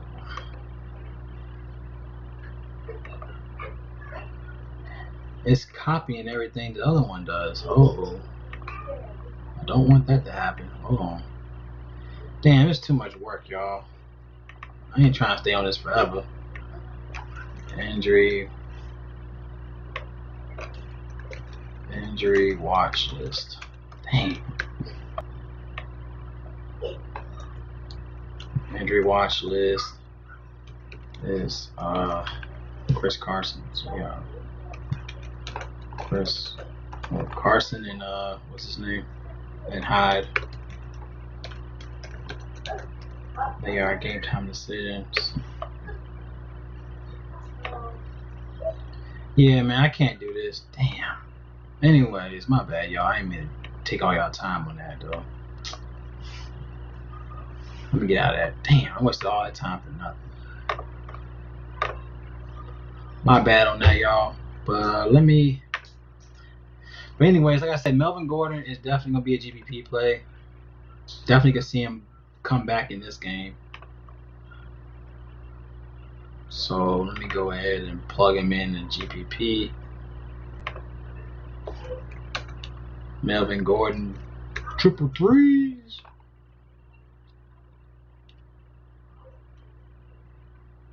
All right, I think we're done. I think I'm done with the running backs. I did too many running backs, but I like all these running backs. Let me know what y'all think about the running backs.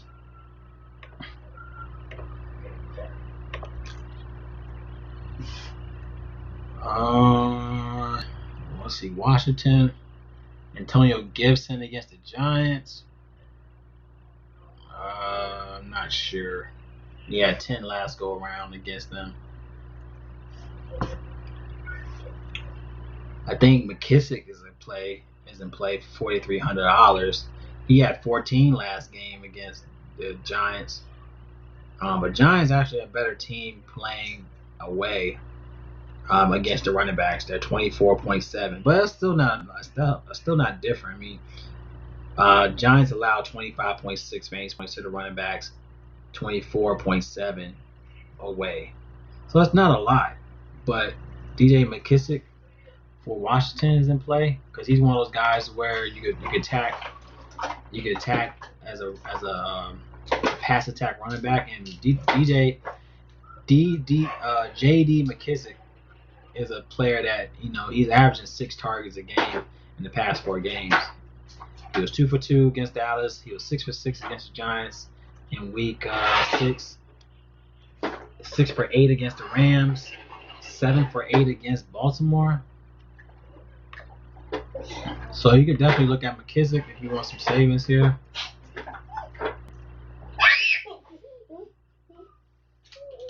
are you complaining for? Stop it.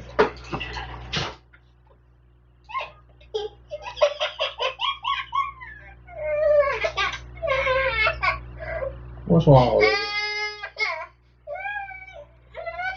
Hold on, y'all. What's wrong? Did she sleep? Yeah.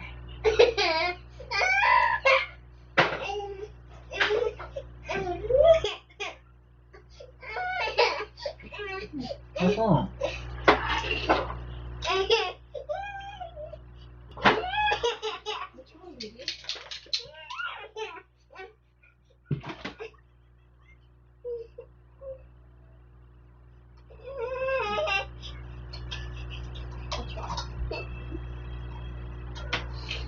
Why tired? We'll go upstairs. You're tired, Olivia.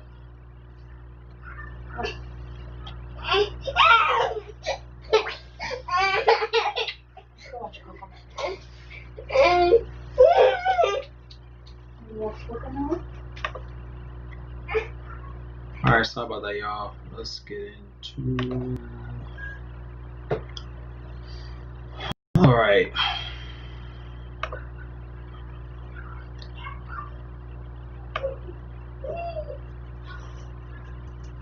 Just gonna look at McKissick real quick and see what's his stats.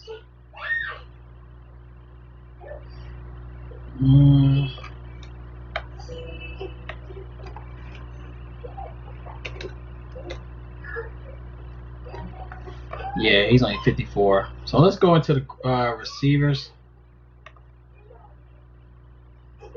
Yeah, man, I'm busy, boy.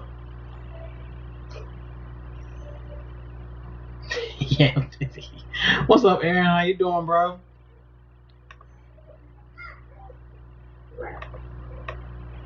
Yeah, I was busy, boy. Good night. Yeah, she tired, man. She ain't nap all day.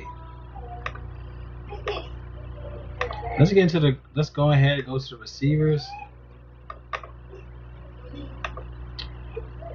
Right.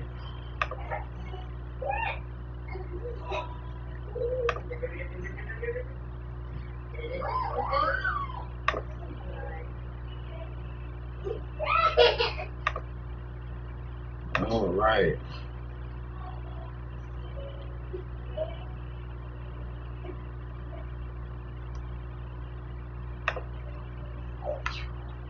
Okay, let's get into the receiver squad. Gotta look at Stephon Diggs, man. My guy. But boy, he's 7,400. 7,400, but he's only 76 on FanDuel. Still not a bad price. Definitely a great stack. Definitely a great stack, man. Got him as my top guy, man, for this week. Especially going against Seattle. It's definitely going to be a game where they're going to be throwing the ball all day long, man. It's going to be a great game to watch. But like Stephon Diggs, knowing that Seattle is allowing 269 receiving yards a game. That's insane, y'all. 269 receiving yards allowed a game. 1.6 touchdowns allowed to the receivers, 65.8 win away. That's crazy. So 7,400 for Stephon Diggs. Definitely load up some Stephon Diggs. I like this play for him. He's averaging 9.9 targets a game, 11 targets in the last 4 games, 7 receptions in the last 4 games with 16.6. But he's averaging 18.8 for the season. Definitely a game that where he could go off like he did against Miami. He had that 32 fantasy point game against Miami in week 2. He had 24 fantasy points against the Titans in week 5. So definitely give me some plays for Stephon Diggs. If you could dig what I'm saying, man. Of course, it's going to be a cash play. But Stephon Diggs definitely a play where I like right here. Another play where you could go to will be Cole Beasley.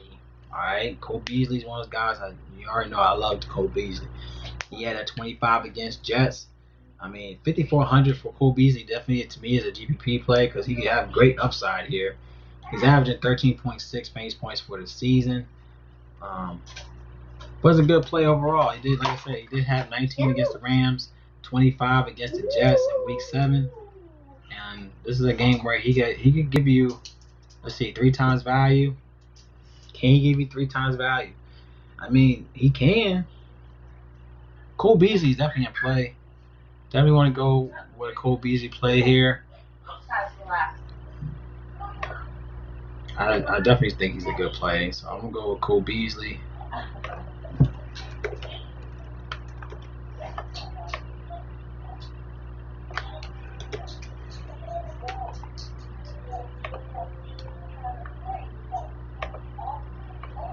All right. Cool.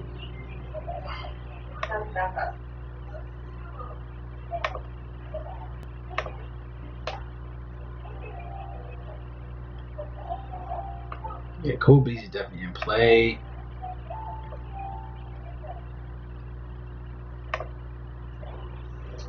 Let's see who else is in play. I like John Brown, but boy, he hasn't been stepping up to the plate. He got a lot of targets, so he only had 2 targets last game against the Patriots. And of course, he had, didn't really get targets against the Chiefs. He only had 4 targets against the Chiefs. He's 4,600 for John Brown. But boy, I mean, John Brown for 4,600. He could surprise somebody here, you know. Let's see, John Brown. Let's see, John Brown, $4,600. He's not a really good matchup play.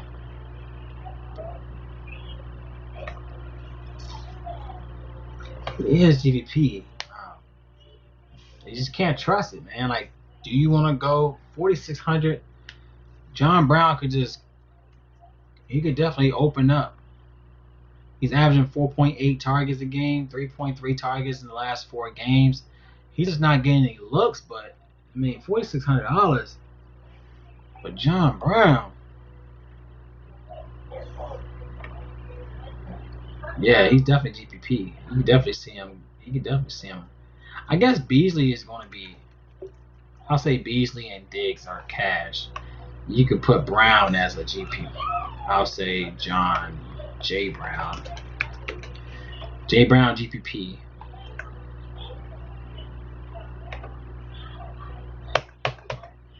Damn, y'all.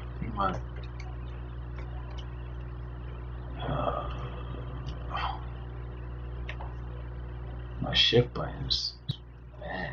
What happened to my shift button? Fuck.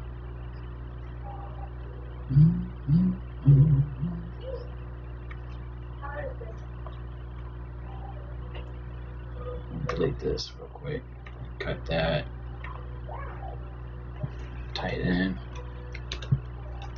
Cash.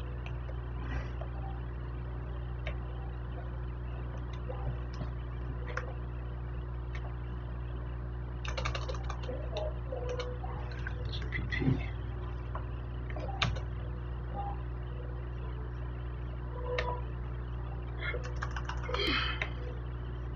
As you can see, man, my enter button is broke. I can't press the enter button, so I gotta do everything by cut and paste. Damn, that's fucking sorry to get a new laptop. Not sure what happened to. But anyways, I think Diggs and Beasley cash. John Brown is GPP. I guess I could say that. I think that's reasonable.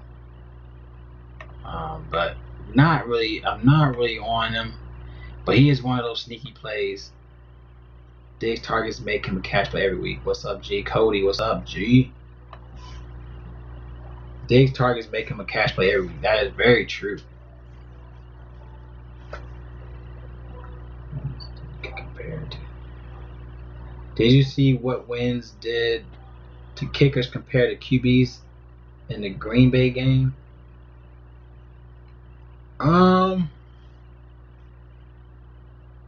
Talking about for last week? Let me see. Let me double check.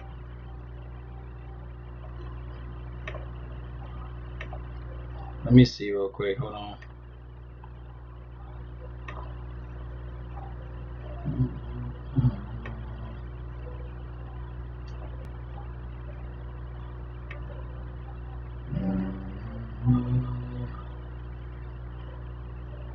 I don't know, bro. I'm trying to see what last week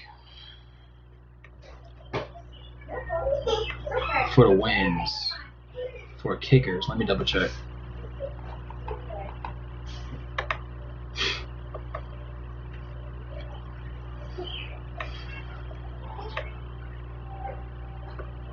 Okay, Green Bay kickers.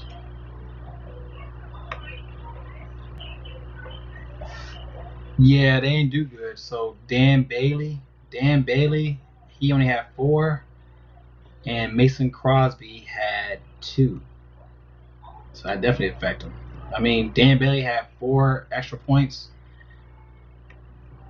He was 4 for 4 for extra points, and Mason Crosby was 2. So those were basically all the touchdowns, basically. So it wasn't like they kicked the ball. They didn't do no field goals attempts in those games.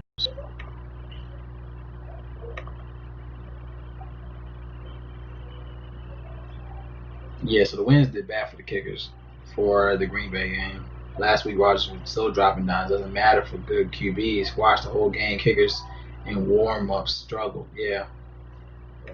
Yep, so it showed on that end. But, man, Rodgers did good. But, like I said, with Kirk Cousins, he was garbage, though.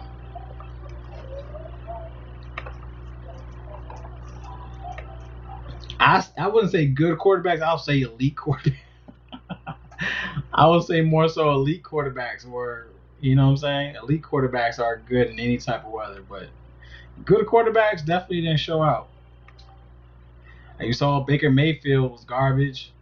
Derek Carr was garbage. Who else? It was a lot of win games. But those two games. Kirk Cousins, that was a win game. What else? It was a couple win games, but it was a few win games. I know that. All right, let me get back to the receivers real quick. I'm not sold on John Brown. I honestly ain't sold on John Brown. This guy's not getting the targets. That's the problem. But then again, he might get some red zone crap that he could bounce back. Cause they got another guy I like is man, who do I like? What y'all think about Marvin Hall for Detroit? Jimmy G was horrible. Fuck Jimmy G. Hey, trust me, I know I'm a 49er fan. I told y'all since day one I hated Jimmy G. I never liked that guy. He cost us the Super Bowl.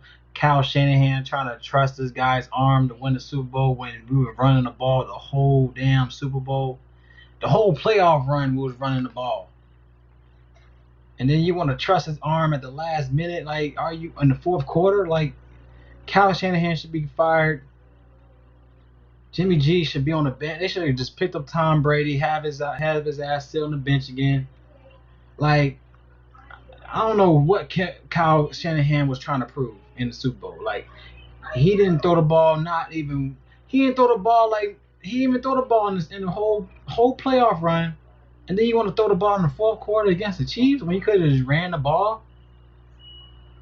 What's up, MJ? Yes, exactly, bro. Myron, what's up, G? Like, bro, don't get me started with Jimmy G, man. Like, he was trying to show, like, reason why they kept him. Like, no, you should have picked up Tom Brady for the last few. Tom Brady has at least 2-3 more years on his belt. We could have got get our rings while Tom Brady. Jimmy G needs to have another elite quarterback to like. He's not ready, man. He's not ready. He's a GQ quarterback. Like he's about fashion and trying to look and smile for people. No one gives a shit about your smile, bro. Like, you're not showing nothing to me. Like, I don't know why. He's a GQ quarterback. Like, he's crap.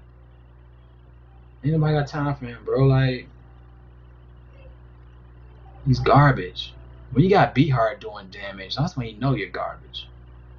Every time Beathard came back in the game, he's doing work. Like, man, fuck Jimmy G.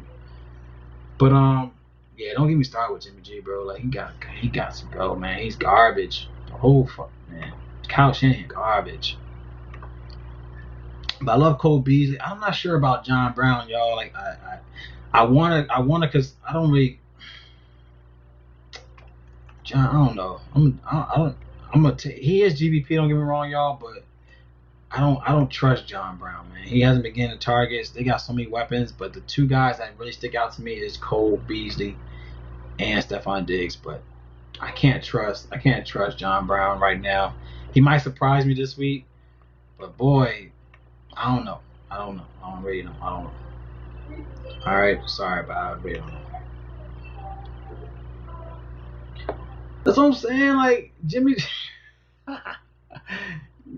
bro, like, he shouldn't play NFL. Like, he could lead the NFL and be in soap operas for the rest of his life. Like, he shouldn't be in the NFL. Like, he don't look like a quarterback. Like, he looked like he should be doing commercials, and he looked like I'm telling you, man, he doesn't fit, man. He try to make people. He smiles, man. That's all. He try to charm people with his smile, man. He ain't no good quarterback. Like, no one. He's a fucking douche, man. I don't got time for him. Sorry for the rant, man, but damn. Don't get me started with Jimmy G. I ain't got nothing up here. You see, I have nothing about no Jimmy G up there. I got my guys.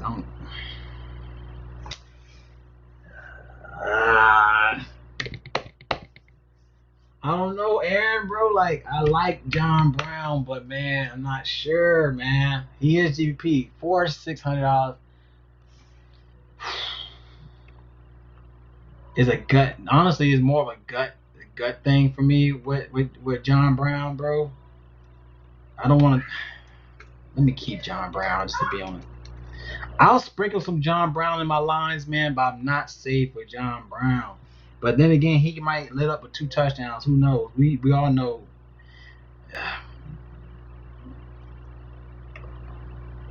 But let me get going, man. Damn. He is one of those players where he can just bounce back and go ham, man. I know that. John Brown is no scrub, bro. But let's go to another game. Let's get some other games. Monster goal line guy. I like Zach Moss, man. He definitely did work for me last week. I had him in my GPP line last week. He definitely did justice for me. So I like Zach Moss. But let me get into the Detroit receivers, because I love the Detroit receiver. Anytime you want to attack the Minnesota, is the air game. Now, trying to look at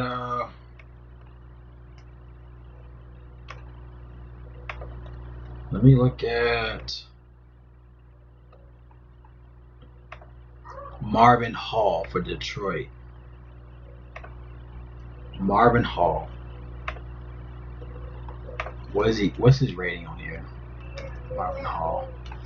Marvin Hall, he went from 2 to 1. 3,800 for Marvin Hall. Marvin Hall could definitely be a play at 3,800. 3,800 for Marvin Hall. He had 7 targets last game. 18 fantasy points. Definitely a cheap value. I think Detroit is definitely in play for a nice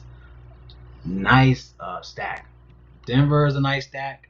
Detroit is a great stack. Marvin Hall is definitely in play here, man. Like he going against Minnesota. Minnesota allows 193 receiving yards to the position, 2.1 touchdowns allowed, 62.5 at home. That's insane. So they allow 48.2 a game, but playing at home, they allow 62.5 to receivers. Marvin Hall coming off that game against the Colts, like that's not an easy team. Like he had 7 targets, 4 receptions, 113 yards, no touchdowns, and he had 18. If he had a touchdown, easily a slate breaker. Marvin Hall at 3,800 is still cheap. I don't know. This is my first. Gaskin is out now. How often does Detroit make you money, bro? Like this is my first time going for Detroit, but it's the first time for everything, man. Like it is the first time for everything, man. And Minnesota's defense is garbage, bro. Like you can't tell me they're not garbage. Definitely like Marvin Hall. This is a great stack for Detroit. No one saw him as a viable play last week. Again, especially against the Colts. Now he's 3,800. He was 3K last week, and his stock went up with the receivers. And I think Detroit could be a slept-on stack. Stay sharp. I think Marvin Hall. Sometimes you gotta be contrarian, man. I think this is a great play for Marvin Hall, man. Like he's definitely Marvin Hall. I'm gonna put M Hall. Definitely cash play, GPP play for him. That's what I'm saying. Like I don't know. I want John Brown, bro. Like I could go Diggs, Beasley, Fade, Brown, go Hall. Like I don't think I'm honestly, Aaron, bro. I'm only putting John Brown because of you. Like I like John Brown. He's gonna be the receiver 3 position. But man, there's so many options, and we all know about. You got Zach Moss. You got Diggs. You got Beasley, and then you got Josh Allen. Allen takes, at goal line, you're more likely knowing Josh Allen's gonna run the ball in. It's like I don't see room for John Brown to give you work. He got so many options, and then you got Josh Allen that constantly he takes away. He loves to run the ball, man. If you got a goal line play, Josh Allen's gonna run the ball in. So do we have room to even give John Brown a look? You know what I'm saying? Like, but then again, maybe everyone's gonna flock to Beasley and John Brown is the guy. You know what I'm saying? Like, I can see that being an issue. But boy, he got so many weapons, and then Josh Allen's gonna take the shine out of guys. You know what I'm saying? Like that's the reason why it's a tough play to look for. So that's the reason why, man. It's tough to call. What type of main slate? DK? What type of GPP contest? What do you play main slate? I usually play like single entry. I usually play single entries, 20 entry games, and I always put about 2. I always do about 2 GPP, like the Millie Maker ones. So that's the reason why I like especially for millie makers, man. You have to play contrarian, so it's kind of hard to. I think everyone's gonna flock to the Buffalo game. You know what I'm saying? Like everyone's gonna flock to Buffalo game because of the point total.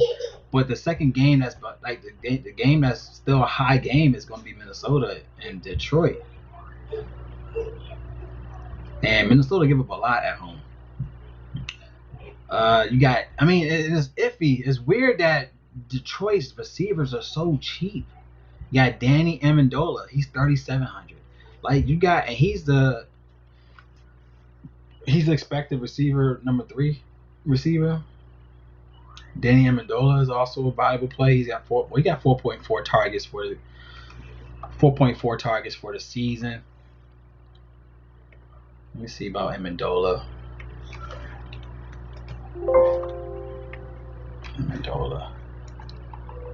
Amendola 88 draft dashboard rank.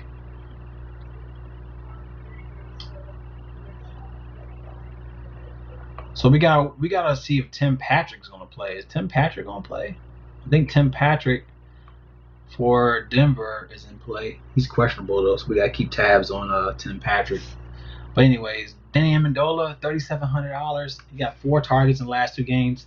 $3,700, man, is so cheap. I mean, even a 4 times value play is still in the spot for Danny Amendola. And you know, and Danny's, man, he's a great slot receiver, man. So Danny could have a breakout game, but he never had a breakout game all season. So I don't know what we're gonna get out of Danny Amendola.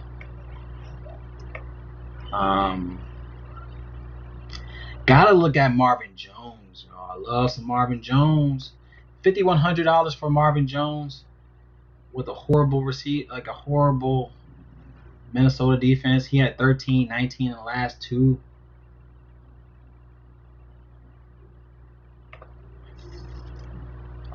Yeah, it's 52.5 implied total in this game. 24 implied total for Detroit.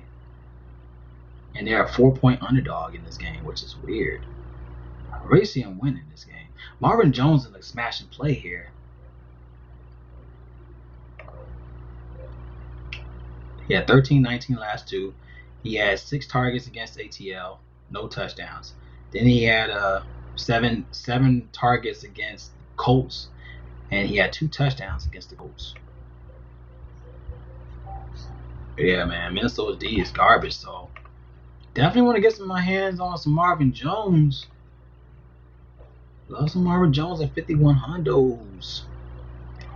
Definitely in play, man. $5,100, man, for a guy in that caliber, man, is definitely in play. Like I said, you could load up some Stafford, Marvin Jones, Hall. You got a good stack with Detroit. Yeah, and that's what. Okay, so we were talking about. I think you were still here, but we was talking about who's going to be that backfield play. Now AP is 4K. AP is only 4K. Is he going to be that the backfield? You got to look at AP. You have something there. I totally forgot about the whole narrative with him in Minnesota. This is definitely the game script around. Yeah, good call, Aaron, man. I like that. I think GPP is definitely for AP. AP for GPP. He's only 4K on Draftkings. You want to look at that route. That's definitely a good call, bro. Definitely a good call.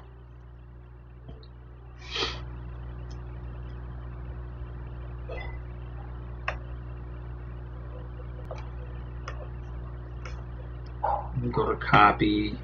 Hold on, let me delete this and plug it right here. Hold on. Let me cut. Got to cut it. Alright, and then let me do the receivers. And then copy. And then delete. I want this to look straight, man. This should all look all clumpy. Alright, and then boom. And then tight ends. Copy. Cut. There we go. Now it looks a little cleaner. Look real clean. Gotta make sure this shit look clean. So definitely want to put Beasley, not Beasley. I keep saying Beasley. I don't mean Beasley. I think Marvin Hall is definitely cash. Not even cash. I mean, he's cash, but he's in a good play, y'all. I definitely like Jones. Marvin Jones here, man. He's too cheap for the upside for this play. Definitely upside for Marvin Jones here, man. Definitely a great play to look at. And there's no Galladay. You gotta remember there's no Galladay this week. I forgot about Galladay. Galladay's not playing, so I think he's out. He's AP. No backs against don't do it. Who knows, man? Yeah, I'm not even talking about them, man. Yeah, let me leave AP alone, man. He is gonna be that play where you say, "I told you so." That is funny though. You don't think AP want to get his shine on though? Y'all don't think AP at 4K all he needs is 12 fantasy points for value. Like they might just not have Swift playing and put get AP his shine, man. Like why not give him his shine? You don't think he want to show out? He is old as shit though. I know that. But yeah, I'm gonna leave AP alone. He has GP. No, I'm gonna keep him on there. If y'all want me to put John Smith and John Brown in there, I said John Smith. If y'all want me to put John Brown in there, I can't put AP in there. Come on, man. 4K for AP. Man, y'all might be right though. Let me get out. Let me get rid of that. That is funny as shit though, but never know, man. That's a good narrative though. Can't say that's not a good narrative. That's a good narrative though. Cause we don't know who they're gonna plug in. That's the thing. We don't know who they're gonna plug in. Jones Jr. could torch. Yes, he could. I was actually thinking Stafford with Big Ben. Stafford has never won me money, but damn, it's a good spot. I'm telling you, it's a good spot for him. Don't forget about Hawkins. Galladay is gone, though. Is it Hawkinson? Oh, we ain't talk about. I mean, we're just talking about receivers right now. I'm not talking about tight ends yet. I'll get there, but like I said, even Hawkinson. Like I said, I think if you want to go GPP, you could go Denver, man. Denver's a great GPP stack, and then on top of that, if you want to make another line with Detroit stack. But Amendola could be in a good play at 3,700 without Galladay too. Gotta keep that in mind. All right, let's keep it going, y'all. Let's go to our next spot here. We got another GPP spot. We got my mans though. We got my mans. We got like I was talking about. Chicago is a good spot. So Chicago could be a nice little GPP play, to where I'm looking to. I got Mooney Shifaluni, Darnell Mooney. Too cheap, man. 3,900 for Darnell Mooney, man. Too cheap, man. 6 targets last week, 18 fantasy points going against the Titans. Titans have been garbage playing at home. They allowing 199.7 receiving yards to the position. This could be definitely a nice GPP play for Chicago's stack. If you want to go, what's his name is, Nick Foles. Have some Mooney, have some Allen Robinson in the mix. You know what I'm saying? Great play for Darnell Mooney, man. He's averaging 5.4 targets in the season, 5.8 in the last 4 games. He had a touchdown that was last game. So that was against the Saints, though. You know, and a good game too, 23-26. But it's a good game to target the Titans here. They allow 54.4 fantasy points to the receivers at home this season. They allowed 48.2 allowed a game, but at home they allowed 54. So Darnell Mooney got some good spots here.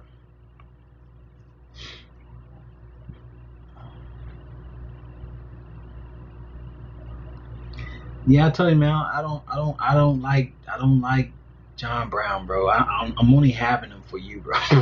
For you. I don't like John Brown. He has so many weapons, man. I only have it for you. Oh, now you want to say don't have John Brown? Okay. So if you say no, then I say no. But I'm gonna replace John Brown with Darnell Mooney for 3,700.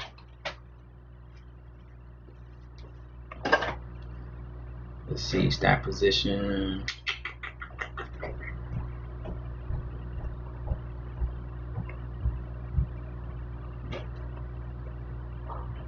Allen Diggs. Where you at? Let me change John Brown with Mooney. How about that? Make it better.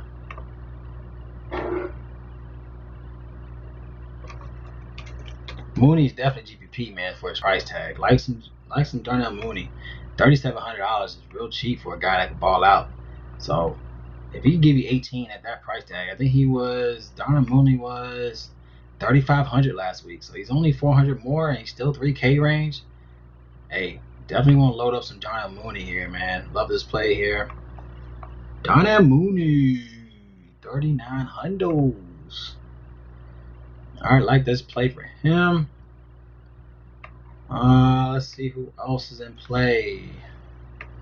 We talked about Allen Robinson. Allen Robinson, 6,900. He had 21 fantasy points last week against the Saints. He's averaging 17.1 fantasy points a game. He's always going to be a cash play, obviously. But going against this Tennessee team, it's definitely going to be a good GPP line if you want to pair up Browns. I think Browns is definitely a great GPP play. Definitely a good stack for GPP. So you want to go Denver and Chicago are great GPP lines. And Denver? Yeah, Denver and Chicago. And then you got Detroit. Detroit is going to be a cash line. But like I said, we gotta play both fields. If you want to look at Millie Maker could be a nice Denver line, a nice Bears line. Definitely something to look at here, y'all. Pittsburgh cash receivers, Pittsburgh, Dallas. Yeah, I guess. I didn't even look into that yet. But yeah, that's definitely going to be especially against Dallas defense. You know, they're going to definitely look at that route. But I don't think I have to. I didn't even look at Big Ben. That's my quarterback for this week, so I'm not even looking at it.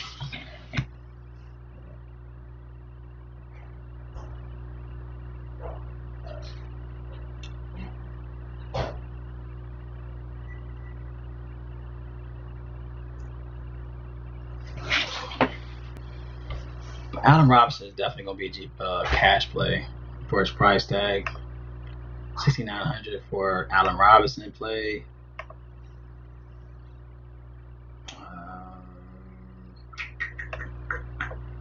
Yeah, he's definitely up there.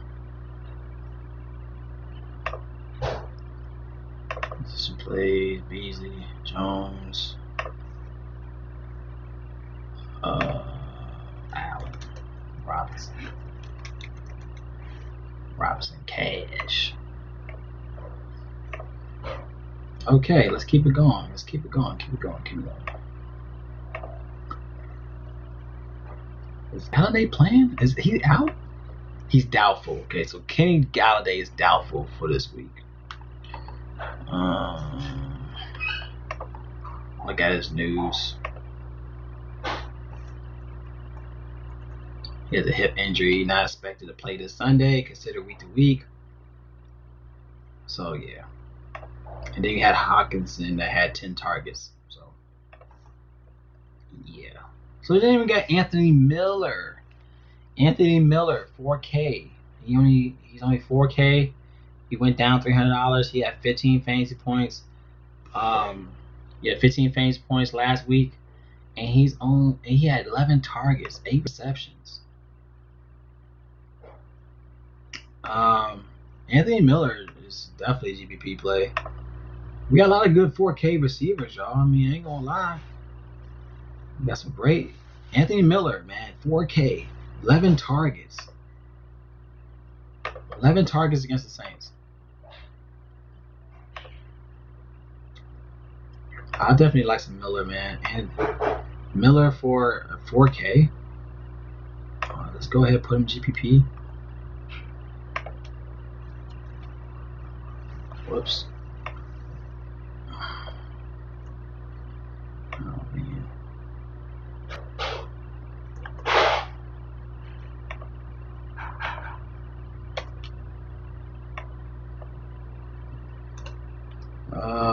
Miller. Miller is definitely GPP for 4K. I like this play for him. I mean, 11 targets last week. I mean, why not keep it? Why not keep it going here? Tennessee is doing horrible at home. Anthony Miller did pretty good in 6 away games so far. He had 18 against Detroit at Detroit in week 1, 13 against ATL. He did garbage against Carolina, garbage against the Rams. Definitely GPP, man. If I'm gonna look this route for Bears. All right, let's keep it going. Now we got to look into. We definitely got to look into if what's his name for Denver, if Tim Patrick's playing, because if Tim Patrick is not playing, let's see. Let me see something real quick, because we got a guy named, what's his name? DeShaun Hamilton. He had 18 fantasy points against the Chargers last week. He was 5 targets, 4 receptions, 82 yards for a touchdown. He had 18 fantasy points. And looking at ATL, they're allowing 211 receiving yards allowed to receivers. 49.1 fantasy points win at home for the season. So, like I said, if you're looking at Denver stack, here, definitely in play. DeShaun Hamilton is $3,200. It was $3K last week. We got a lot of good value here at receivers this week. Hamilton. Now, I'm not sure if Tim Patrick's gonna play this week. If Tim Patrick's still out, this gives a lot of options for receivers for Denver. Let's see, Tim Patrick.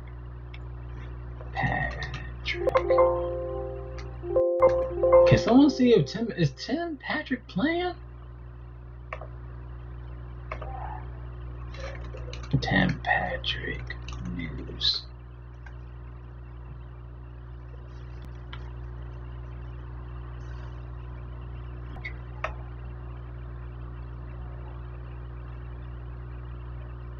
It's only two days ago.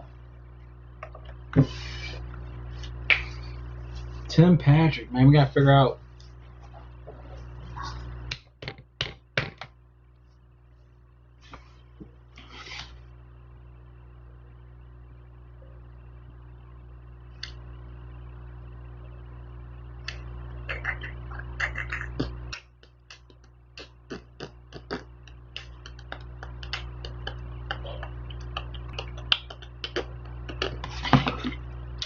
This is week 8 news, man. Week 9.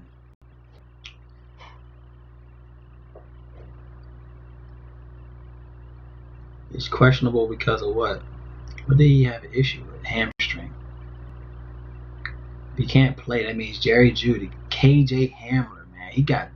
That's the thing about KJ Hamler, man. He was a great play. So we gotta keep tabs with this news with Tim Patrick, because this definitely could make you or break you this week. So let me go to injury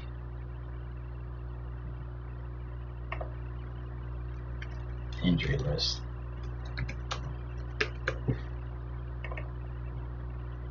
Injury list.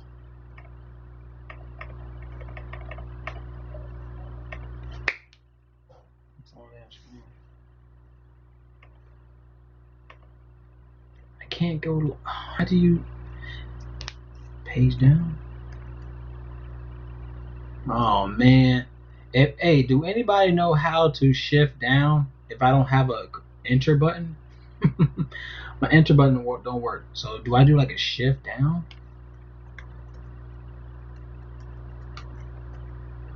No. Let me look it up. How to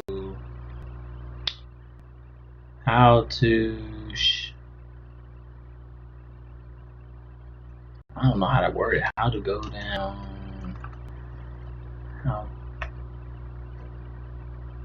How to use mouse. How to use keyboard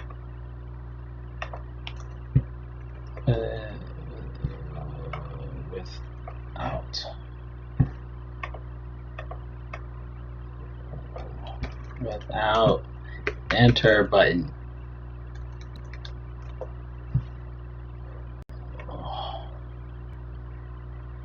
Use Control M instead of enter key. Let's see if that works. Control M. That's funny. I'm actually doing this shit, but y'all gotta see. I Control M. That didn't work. Control M. My control button not working here?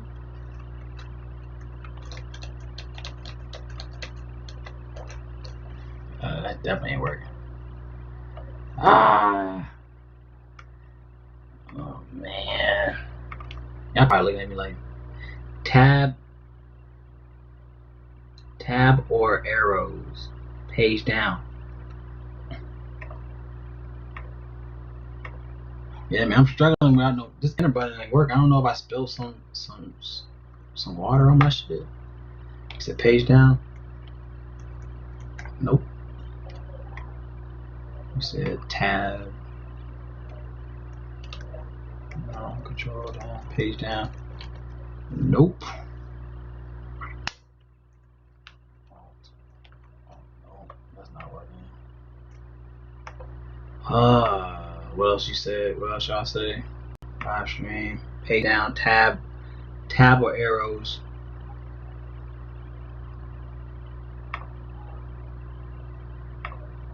I'm trying to. Damn. It ain't working, man. I'm trying to update my injury list by going underneath the Seattle on the injury list, but I have to press enter to go down, but it's not working. Injury list. It said page down. That's not working. Damn, that fucking sucks.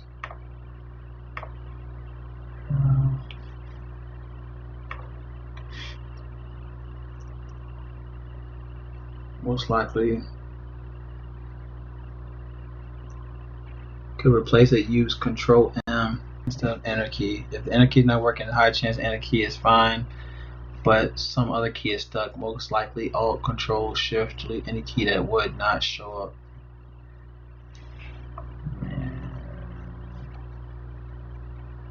Oh, how to use enter without the enter button? Okay, that's good. That's a good question. If you want to use the return key temporarily, return key.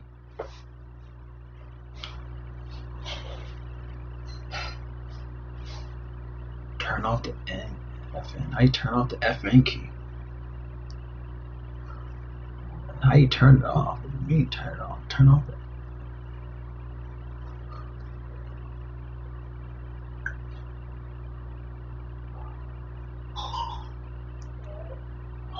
You can simply hold down the F key and press the return key directly. Hold down the FN key and the return key and press the return key directly.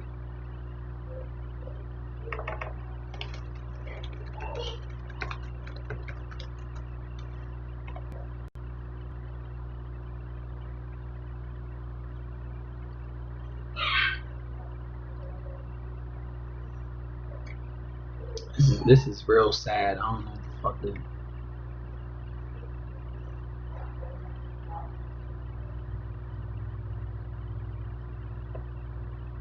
This is real sad, y'all. I'm trying to do.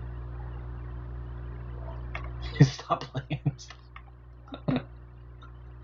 Oh shit! I'm trying to make this work, y'all. Bear with me. I don't have a return key on the damn laptop. We have enter on both sides. FN key, backspace. I wish I could show y'all this shit, but I don't have it. Alright, fuck this shit, man. I ain't got it, man.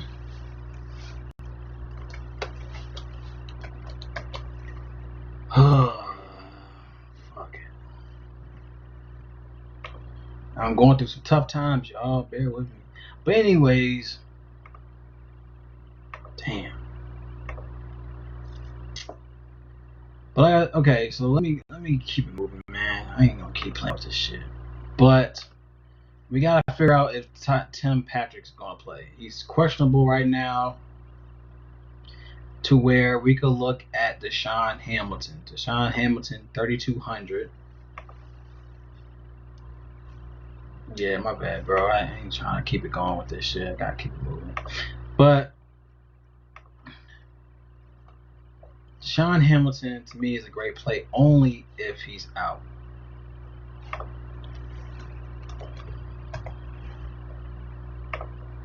Damn, man.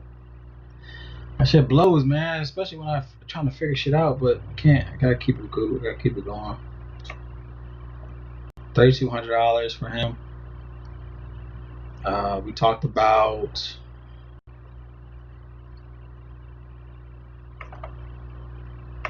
hold on.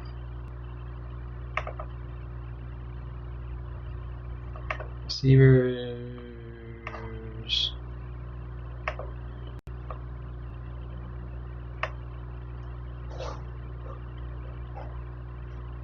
Keep it going. So, like I said, ATL 49.1 fantasy points win at home. There's only a good play if he's out. Tim Patrick's out. Another guy, like I mentioned before, was KJ Hamler, 3,400. He was only 3 for 3 with a touchdown, but he had a red zone touchdown. But at 3,400, I mean, you got a lot of save. You got a lot of value here, man, for Denver. Of course, you got Jerry Jeudy. He's always going to be a viable play here. He had 10 targets last week against Chargers. I mean, he had 11, no touchdown. But if he had a touchdown, easy, good play, 4,700. But I like KJ here, man. And KJ, that's what his name was? KJ? No, I guess his name was. Let's see, Hamler. Yeah, KJ Hamler, 3,400. I mean, if he gets some more looks, but I mean, it looked like he was just more of a red zone opportunity. Tim Patrick looked like he might play. Right here shows that he could play, so he's questionable. We just gotta monitor it. But like I said before, Jerry's that guy, 4,700 with 10 targets, man. You can't overlook that. 10 targets for him, definitely a good play. I can't say he cash. I mean, he's cheap. He's 47, so 47. Like I said, anytime I need upside, 47 times 4. I always go times 4. Anytime I look for upside on football, it has to be times 4 for value for the price tag. So all he needs is 18.8. He could give you that. If he scored a touchdown, he could have already had that if he scored a touchdown. So he didn't score. 10 targets, man, definitely viable here. 18.8. Cash is only what three times the value. So of course 3 times value. 14 for cash. That's valuable too. So I mean, definitely like this play for Jeudy, just because of his of upside. If Tim Patrick's out, man, he gets a lot of targets. Injuries, position. Only reason I just hate this, man, because I want to put in Tim Patrick as my injury, but I can't do that right now. So Judy.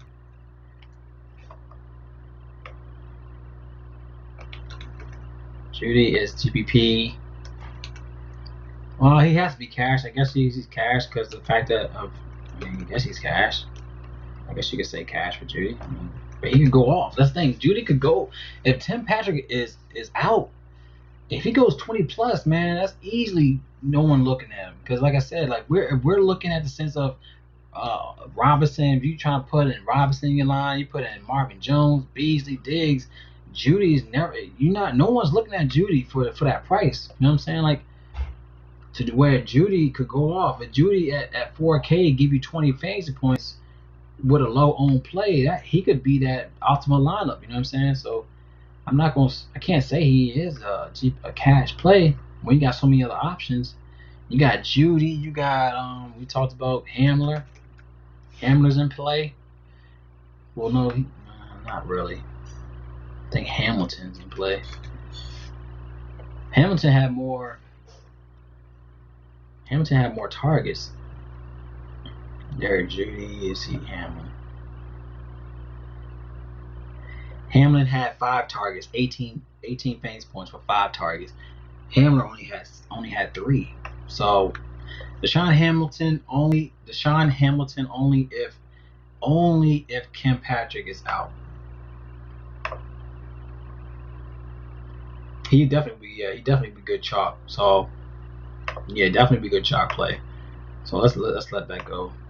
But those are good plays here. But Hamilton and Hamler are good plays. I mean, you're talking about 3K guys, y'all, that could give you 18 plus fantasy points here.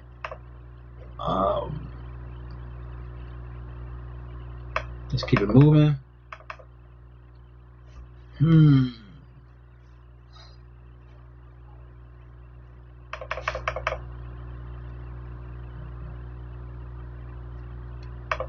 What y'all think about Preston Williams? So we're looking at Miami.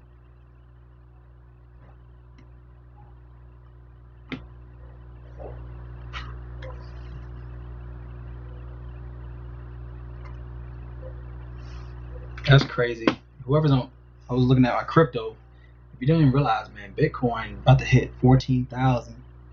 It's funny how this crypto is moving because of the elections. You already know. If y'all don't know, y'all better know about this crypto shit. But yes, sir, going up. XRP, baby, XRP. All right, now looking at Miami. Now looking at my Arizona, they allowed 47.6 fantasy points at home this season, 174.4 receiving yards. To where if you're looking at Miami as a viable play, I guess you could go like Devontae Adams at 5,200. He hasn't played Arizona since 2015. But he had 6 targets a game, 4.3 receptions, 3 touchdowns for the season. $5,200 for Devontae Parker.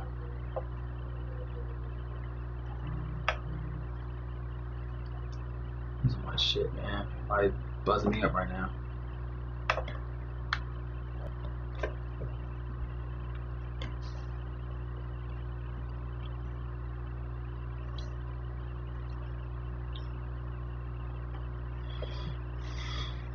Okay, my bad, y'all. I'm just trying to keep my shit straight. So, what's the plays for? Let me look down to Miami. What's the stats, mine? Devontae Parker not really looking good. Only got 2 targets last week, 8 targets in week 7.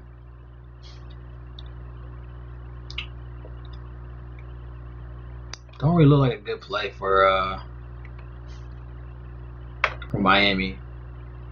It could be a nice little. If you're looking at Miami's defense, you might want to stack Miami, but Tua, I'm not trusting Tua, so I'm not really looking at that route.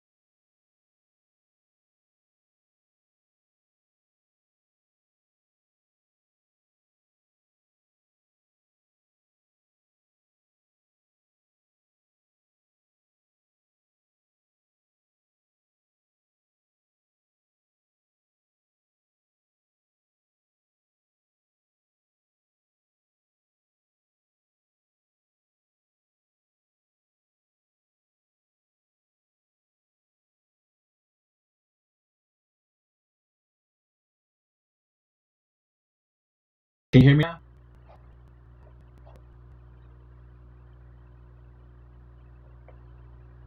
Can you hear me now? Mic check, mic check. Can you hear me now?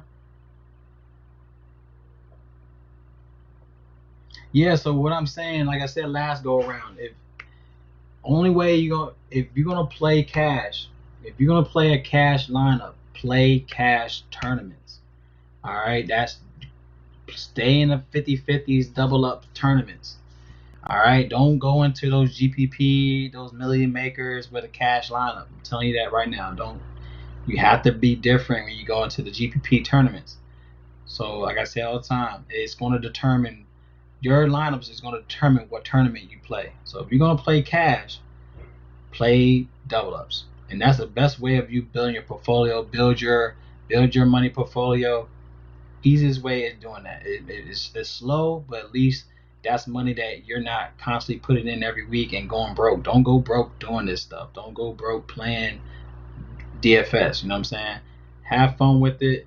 But if you want to build your portfolio, go double ups, double up your money, and then you can use that money into those GPP tournaments. But to do GPP, you got to look at guys that value, look at guys that will be the most likely less owned, look at guys that's going to be a contrarian play to the obvious play. Let's say we're talking about Minnesota. Who we're talking about?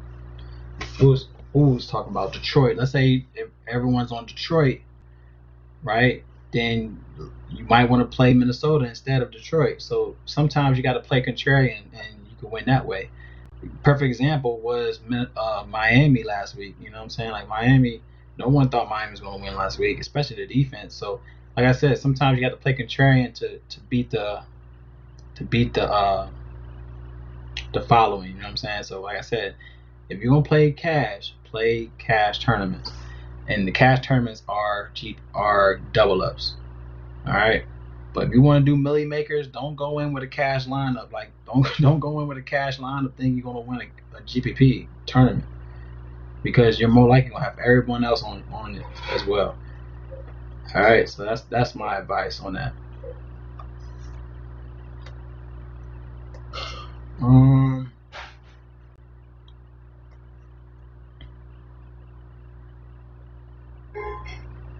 Trying to see some more value here before I continue. If anybody else got any value, let me know.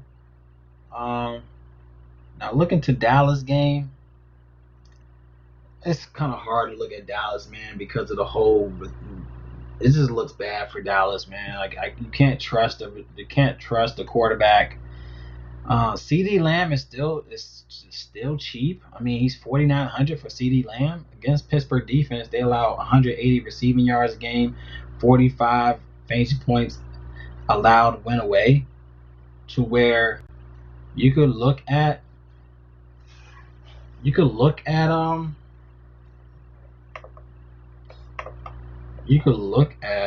CD Lamb.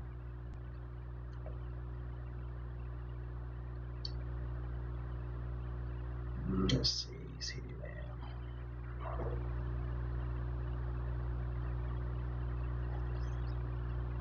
This is a bad play just because of the quarterback, but he's in a good spot. But you can't trust their quarterback. That's all you can really say about Dallas right now is their quarterback. CD Lamb. Yeah, he's in a good spot. Like I said, Pittsburgh is 25th against the position. He got 5 targets in the last 2 games. He had 10 targets in week 6. But, the quarterback position is so garbage. But like I said, this could be a contrarian play if you feel like they might do well. You can go that route, but I don't see it. It's really iffy on that play. Yeah, it's really iffy on that, man. Cowboys it's sad to see the Cowboys. I don't care about the Cowboys. I never liked the Cowboys. So, it doesn't matter to me.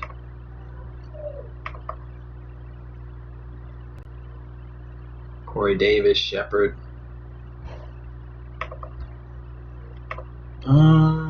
Shepard. Corey Davis. Yeah, like those are good plays, especially going against Redskins. You got Amari Cooper. He's 9.6 targets a game. It's just sad watching them not do well with these quarterbacks. But Cowboys got a good matchup. They got a good matchup, but is the quarterback going to do work? You know what I'm saying? Like Michael Gallup did well. Michael Gallup could be another play. He had 12 targets last week. He was 4K.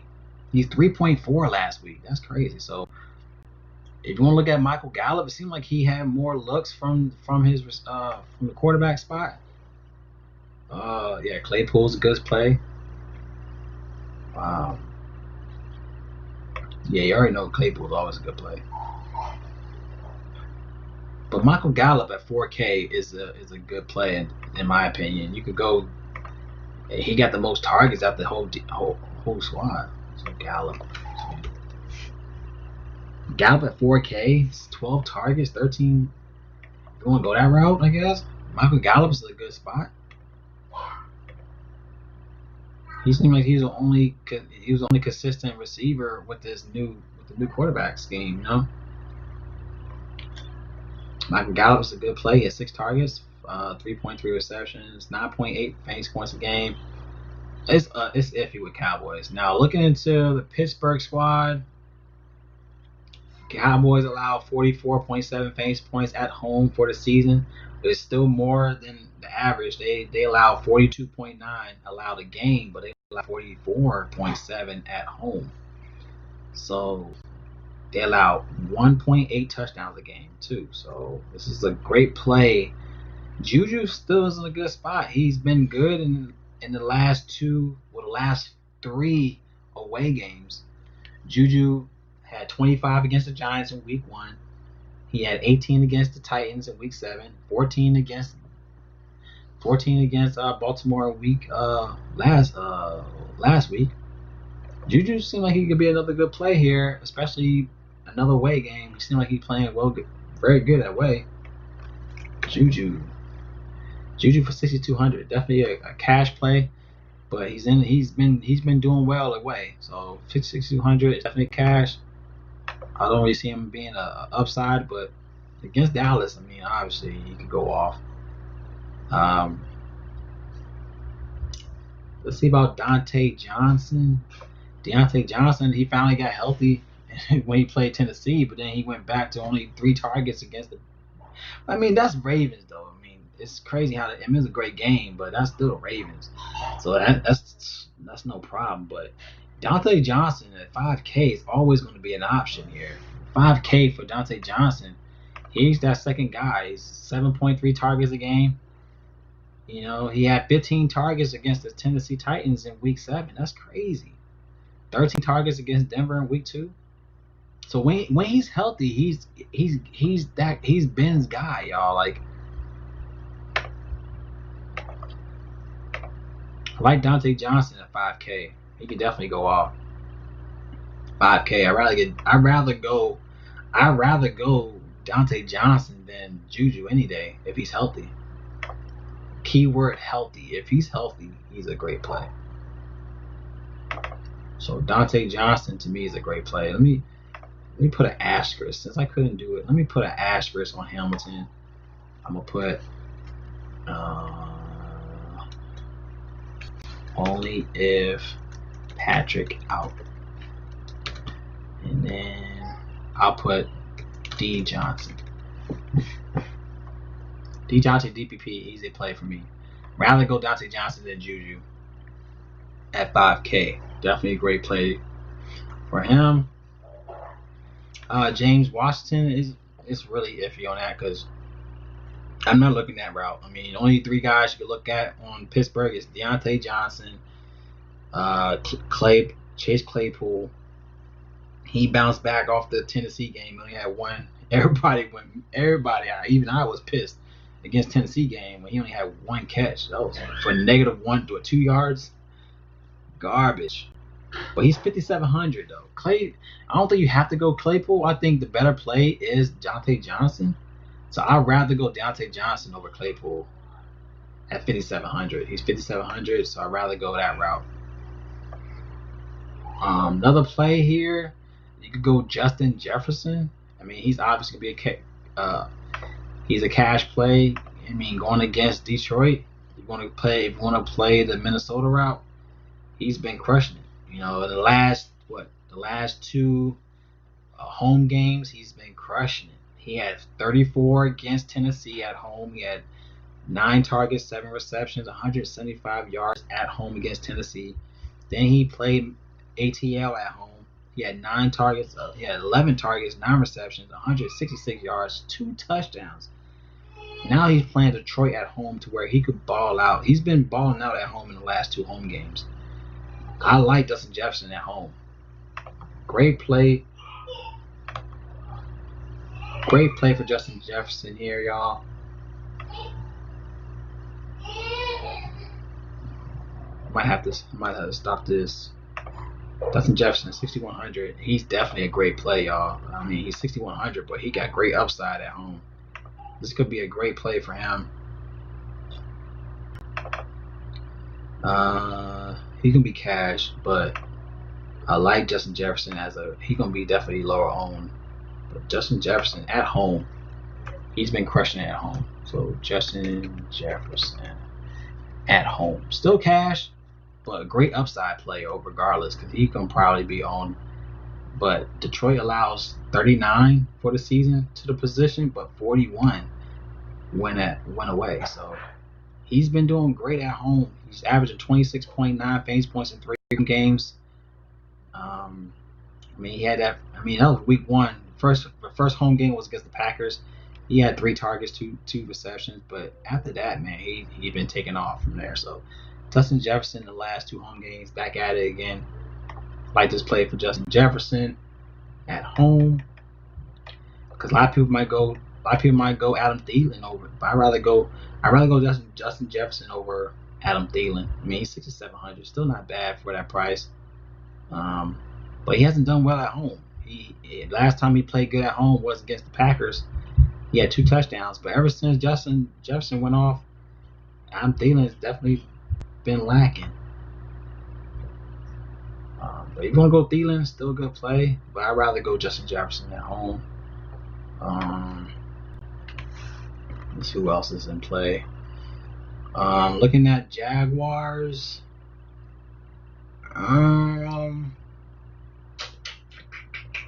Who would I go on Jaguars? Maybe Chris Conley.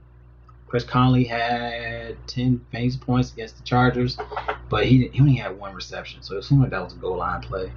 No? He scored a touchdown. He had 1 reception, 2 targets for 28 yards, touchdown. So I guess it was a bomb play. There was only 1 play for 28 yards. It seemed like he's got that catch. So I don't know. Chris Conley, I don't know. Keelan Cole. Let's see Keelan Cole. He's 4K.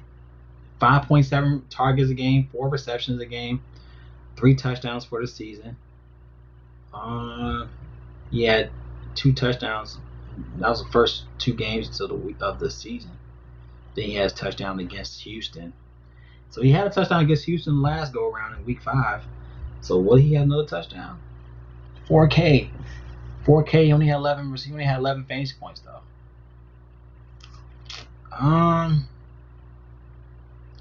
He does well at home. I think you go Keelan Cole. Keelan Cole could have a great game here. 4K. He's averaging 13 points in 5 home games. So he had 16 against the Colts at home in week 1.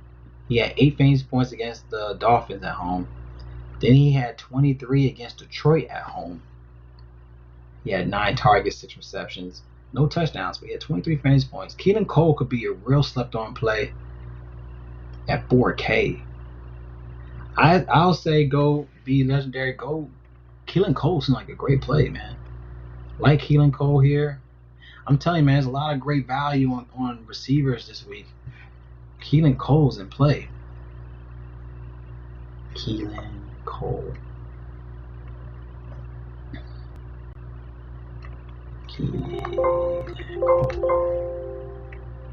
Fuck. Keelan Cole. How the fuck you spell Keelan Cole? Oh. Keelan Cole. Cole. There you go. Cole Senior, excuse me, Senior. But Keaton Cole, 4K, great play, man. GPP, definitely GPP, man, for 4K.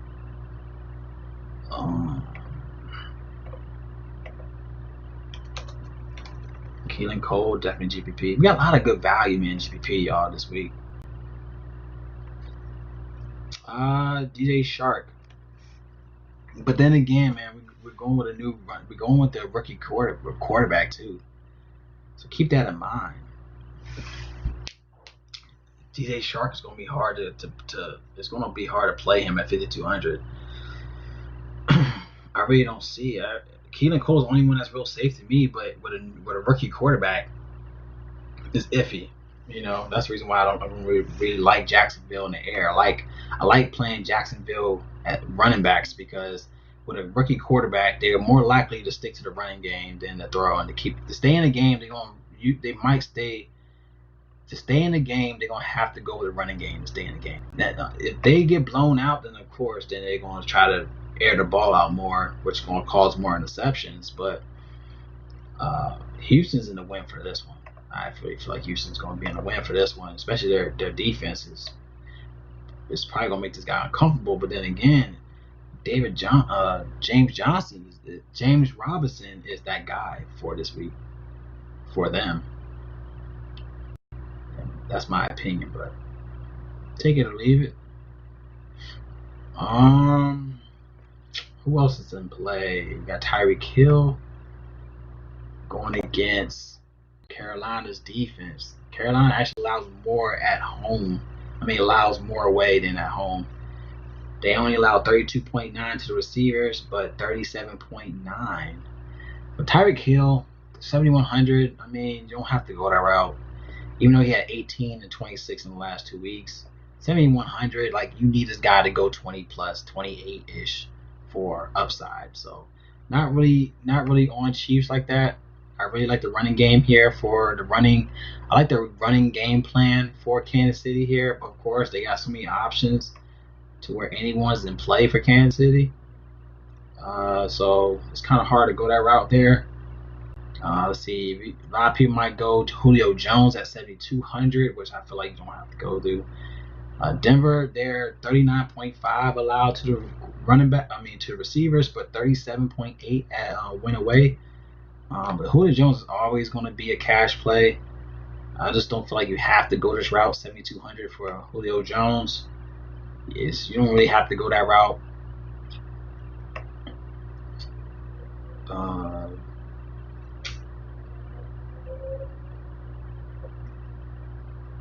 Yeah, it's definitely this week to me is definitely going to be the value plays for for receivers, y'all. So all the GPP receivers I put on here, definitely in play. I don't really like. You don't have to go. The only expensive play is Diggs and Robinson and Juju, but other than that, all the receivers you can get good upside 5K and below. For receivers. Anybody has any other questions for receivers? I think I'm done with receivers. We got a lot of receivers, but they're still good plays. All right, let's get into the tight ends. We already got a few in mind, so it shouldn't be as long for tight ends. Cut. Man.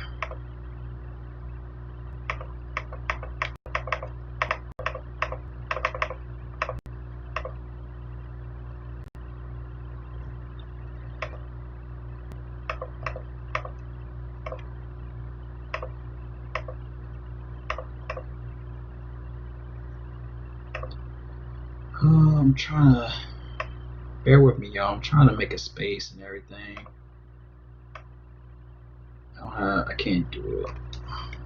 Bear with me. I'm trying to make a space. There we go. I made a space. Okay, make a space. There we go. Yeah, there we go. Make it work. I gotta make it work with no enter button, y'all. It's funny how it's something so simple, man. I don't have an enter button, so I gotta do this shit, man. I'm trying to finesse. I got finesse. Baby, if you like these plays, man, definitely give a thumbs up for the video. Please share the video on Twitter, whatever you need to do, man. Some good information here. So, yes, it's going to be long because it's a live stream because I'm not going to do this later on this week. I already told y'all I ain't going to be able to do this later on this week. All I can really do is just make updates on my Twitter about the plays that are the injury plays. Like, the big one for me is going to be Tim Patrick so far. And we got Seattle to where you got a good value play in Seattle running back if Carson and Hyde is out. But other than that, so far those are the only ones that's real valuable to me. Okay. What's percent considered low own? Anything below like 10%, 15%.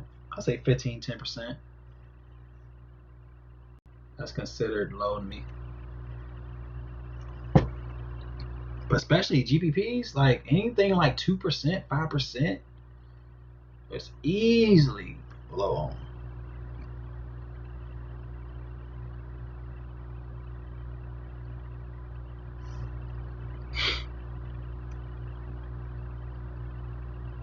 Let's see, hold on, y'all.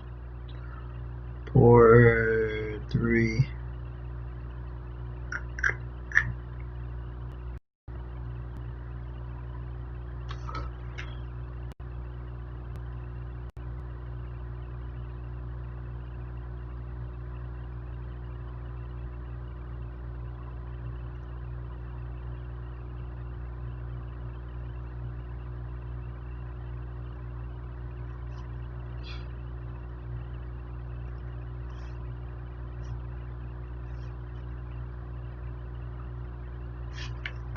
Hold on, y'all. Double check. Hold on.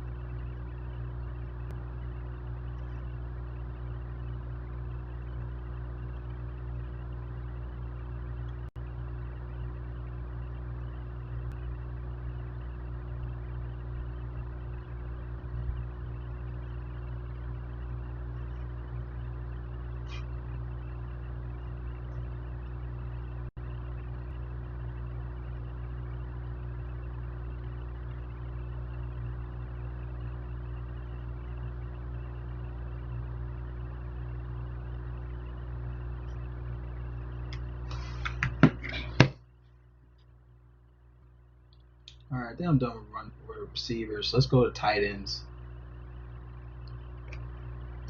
I gotta make this fast, yo. I gotta take care of my daughter. She about to nap. Well, not nap. She about to go to sleep. So my wife's been doing everything this whole time. So I gotta knock this out.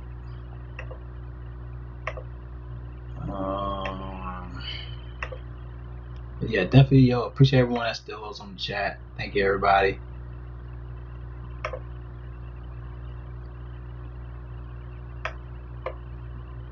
Okay, going to Jacksonville.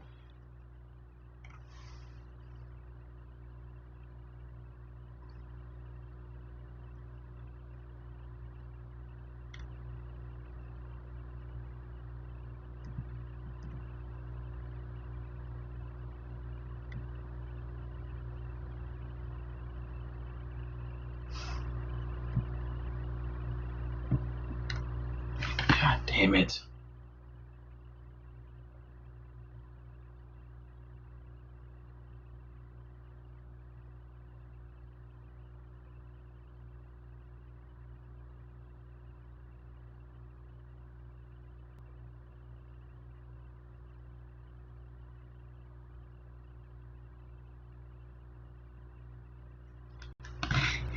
All right, now looking to Jacksonville, got O'Shaughnessy. I keep messing this name up, which is funny.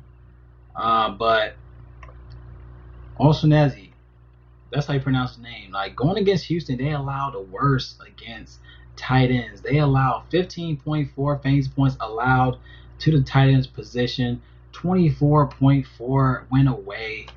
But I don't know. Like, he's not getting the volume. He only averaging 2.6 touchdowns. I mean, I said 2.6. 2.6. Only allowed 2.6 targets a game. But like I said, with a new rookie in town, maybe he could be his guy here.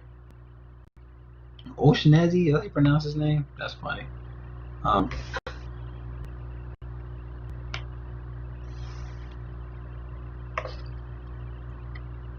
He could be a valuable play.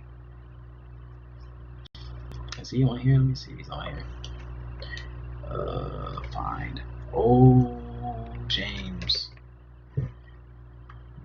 He might not be. He went from 1 to tight end 2.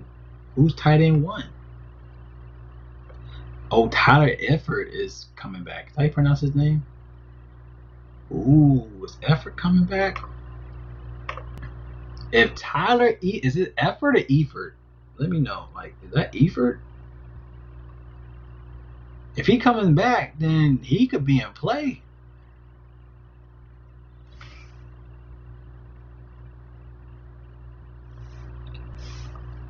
I'm gonna go ahead and how much is Eford? He's only $2,700. It's too cheap. He's questionable, but he plays. He's in play. So let me go GPP. Eifert, is that how you pronounce his name? Eifert. He's questionable if he plays.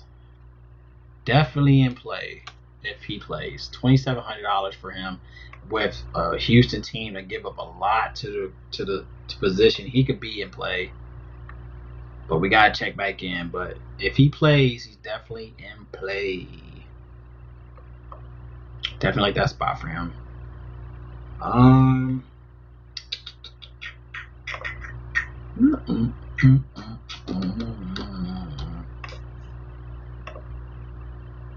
Okay.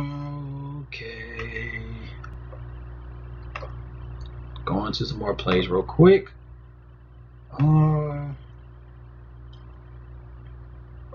course, you got Evan Ingram against Washington.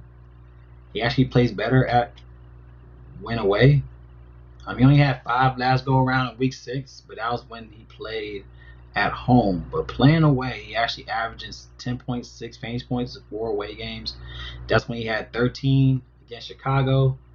He had 10 against the Rams, 10 against the Cowboys, 11 against Eagles, and those were all away games. So Washington's allowing 15.4 fantasy points allowed for the season, but 20.2 win at home. Evan Ingram, 4,300 is GPP, but I'm sorry, not GPP, but he is cash, but he's definitely in play here at 4,300. Definitely like the spot for him. Eford, LeBron, Jason, Janu Smith, got Hawkinson, Font, Fells, Henry. Oh, he's saying everybody. Hey, Legendary saying everybody, yo. But Ingram, definitely a great play as well, 4,300. He's looked like he's been balling away, so I like this play for him. He's going to be cash, but nonetheless, still a viable spot here for him. But I like Tyler Eford if he plays, man. He definitely going to be in play. $2,700, too cheap. But definitely like Ingram. Better play away.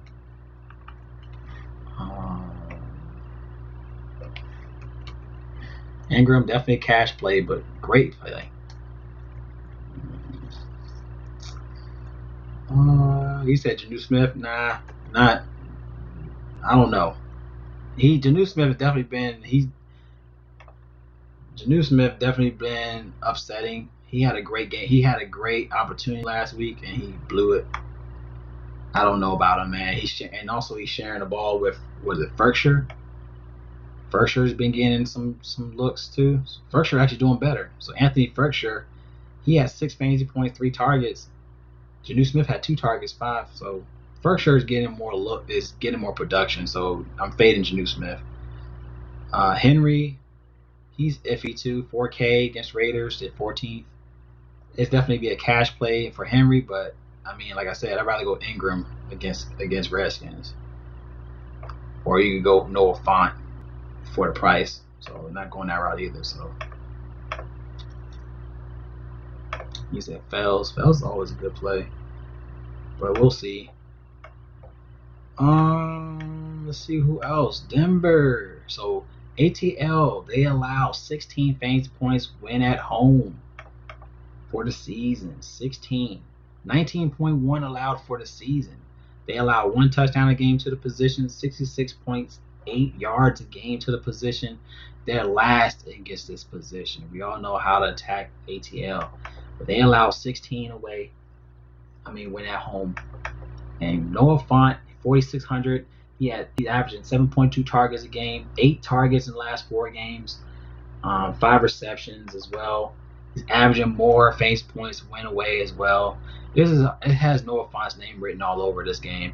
He does well when he plays away. He had 18 against Pittsburgh away in week 2. He had 9 against the Jets So I guess that's why they got 13 because of those 2 games. But so it seems like this could be his game.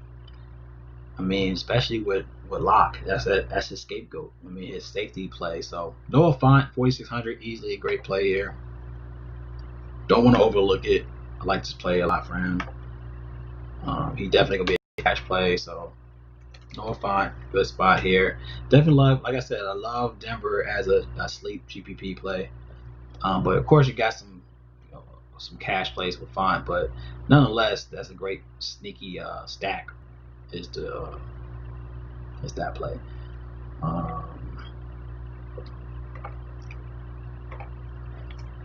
Okay, keep it going. Gotta keep it going. Also looking at Chicago, like I said, I like Chicago to where Jimmy Graham could bounce back here. Jimmy Graham could bounce back.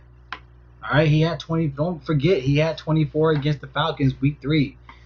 All right, and that was a away game. He had 12 against Lions in week 1. He had 8 against Carolina in week 6. Like, those are away games. He has great away games. He's averaging 13 fantasy points win away for the season, and Tennessee is allowing 15.7 fantasy points win at home. So this has Chicago Bears, Denver. Chicago Bears are great GPP stacks for this week. Love these stacks. Those are the 2 GPP stacks I like here for this week. Is Denver and the Bears. Jimmy Graham at 3,800 is a sleeper play. I like Jimmy Graham.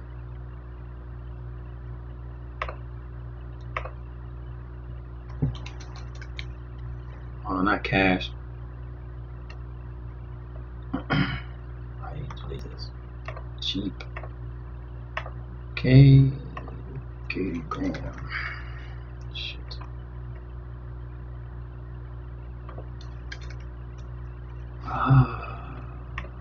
Don't have a back button, y'all.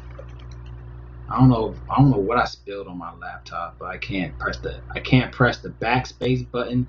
I can't press the enter button. Those are the most important buttons on the keyboard. But 3,800 for Jimmy Graham is definitely in play here. We gotta talk about Hawkinson, of course. Well, he's definitely gonna be a chalky play. I can't think right now. Jimmy Graham. Jack Doyle. Is he a good play? I guess he's a cheaper play. Now Jack Doyle for the Colts he's definitely been a sleeper. Jack Doyle for the Colts. Like some Jack Doyle. Hold on, I haven't got to Hawkinson yet, but obviously he's cash. There's no reason to talk more about Hawkinson. He's cash. But if I'm just trying to give y'all some better, it could be better plays, but obviously different plays, and everyone's gonna go Hawkinson. Everyone's gonna flock to Hawkinson. Like, he's obviously a great player, but he's 5,100. So if I could give you less owned plays, going to Hawkins, and then why not? You know what I'm saying? I don't think I mean, you don't have to go Hawkinson though. So I'd rather give you some other plays than just Hawkinson. I mean, he's obviously going to be your. I might as well just put him in now. He's going to be definitely a cash play. So let me just go ahead and put Hawkinson for y'all. It's like I keep leave me alone by Hawkinson. I like Hawkinson. Don't get me wrong, but there's some other plays that's value. If you don't want to pay $5K for a tight end and you need like $3K, $2K remaining, you could go with these plays I'm mentioning. So that's the reason why I don't want to keep going. You don't have to play a $5K guy like Hawkinson. You don't. Now cash, yes, you can play him in cash, but in GPP you don't have to play Hawkinson. But another play is Jack Doyle. All right, going against the Ravens. I like some Doyle, and he's cheap. See, Jack Doyle. Jack Doyle's cheap. He had 3 targets in the last 2 games, but in those 3 targets, he had 10 and 11 fantasy points in both of those games. So take what you like on that. He had 11 against Cincinnati, and those seem like he's giving you value in the red zone. So yeah, he had 2 red zone touchdowns in the past 2 games. So he had 11 against the Bengals with 3 receptions. So it had been a red zone touchdown, and then he had 2 receptions against the Lions last week. So Jack Doyle for $2,900 is definitely a nice little value. It's definitely cheap. You said Irv, or is it Irv Smith? Oh, damn it. You talking about Irv Smith? Irv Smith is $2,900. And he only had 1 target, but he had 5 in week. Irv Smith had 5 targets in week 7, and 5 targets in week 6. I mean, he could be a good play. Let me double check though. See, Hurst. Yeah.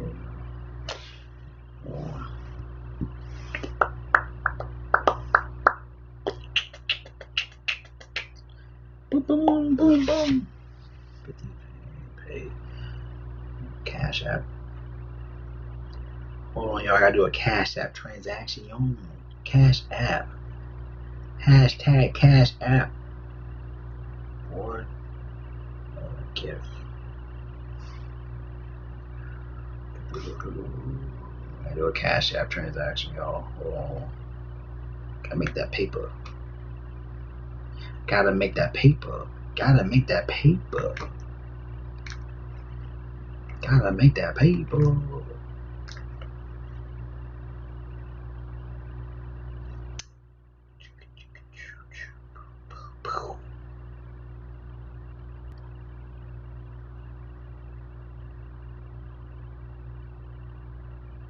All right. Sorry about that, y'all.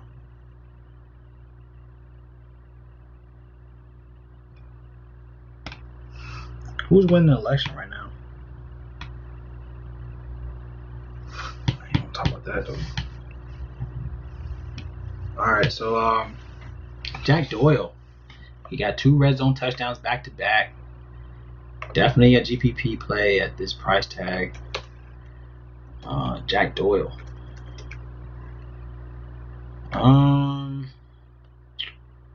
Let's keep going. We're almost done. Shout out to everybody, man. Staying on with me, man. I appreciate y'all. We're almost 4 hours, 3 hours. But that's how it is when you break down shit, man. Yeah, 3 hours. Just don't let it happen. My bad, G, but I have to, man. Like, that's the only way. You don't understand. This shows how much effort I put in, man, every week.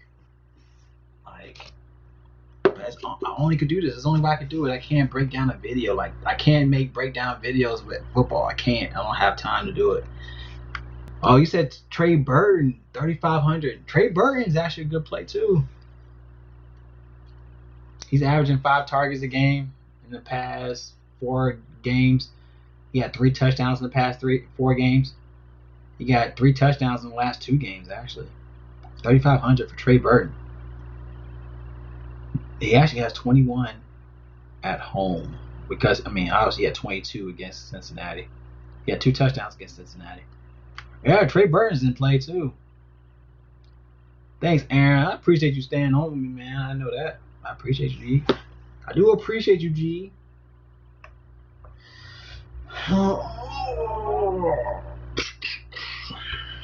Burton. Trey Burton is still a good play, 3,500. Good play, good play. I say both is good GPP plays. 3,500 is not expensive. For like I said, for 4K, 4X, 4 times value. 4 times value is the goal, y'all. That's what I consider my goal. So anybody you put in your lineup, make sure they can give you 4 times their price tag. So if you want to go for a 6K guy, he better give you 24 fantasy points. Let's look for a known value to tight end 3,500 for cash. Pay-ups are GPP. Well, like you said, Trey Burton, 35 right there. Boom. 35.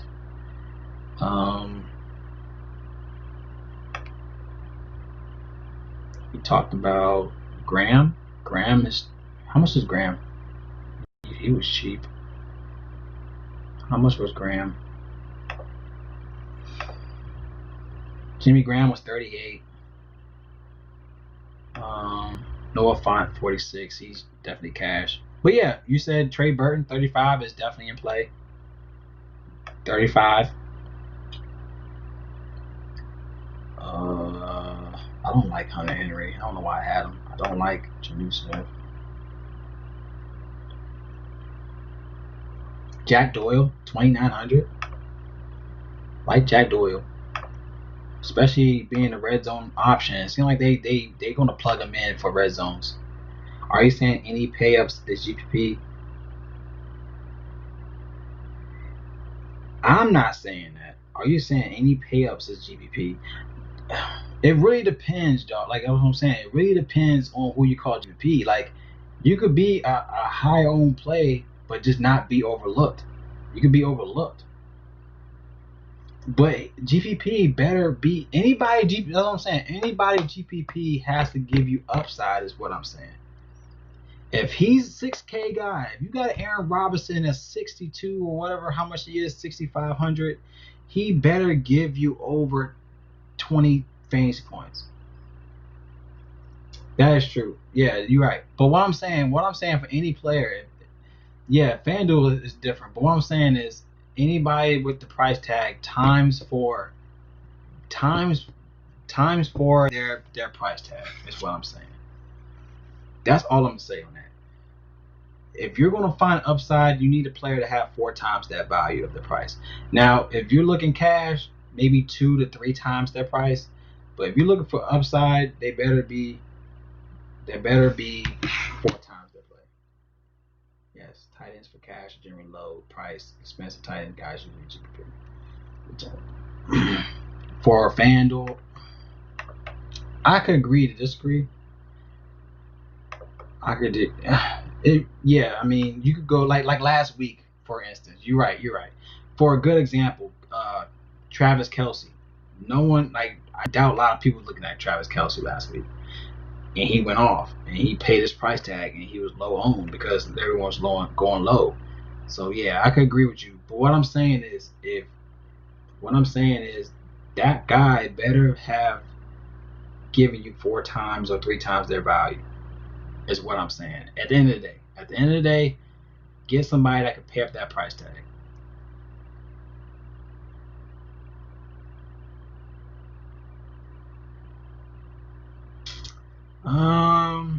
Now we was talking about Eric Ebron. Ebron 4,500 against Dallas, and we know Dallas gets attacked about tight ends, so they averaging 13.7 fantasy points when at home to the tight end spot. They just give up a lot against tight ends. And Ebron, he's had 11, 15 in the last 2 games. And they were tough. They were tough games too. Like he played Baltimore. He had 4 for 5 with a touchdown. He had 8 targets against the Titans in Week 7. They weren't, and both of those weren't red zone touchdowns either. So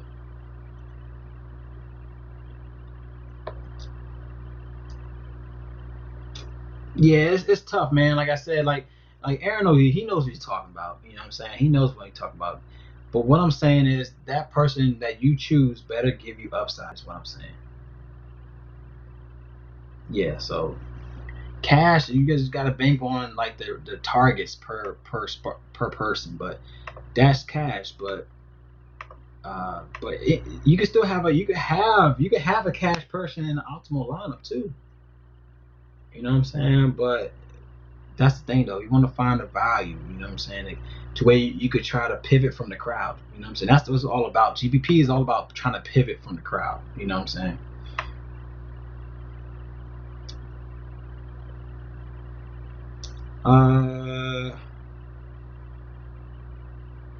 I can't trust Janu Smith. It's tough to trust him. And going against Chicago, they allowed 12.3 fantasy points win away. He get 5. He's averaging only 3.8 targets in the last 4 games, which is weird. But let me see about Darren Fells. He did talk about Darren Fells. He's 4,200. He's averaging 8.8 fantasy points for the season, 3 touchdowns for the season. Jaguars, they allow 16.6 to the position, allow 1 touchdown a game to the position. Darren Fells could be a play here. But we also got to watch for Atkins, injury news for this spot, which could, he's been taking a lot of reps from Fells.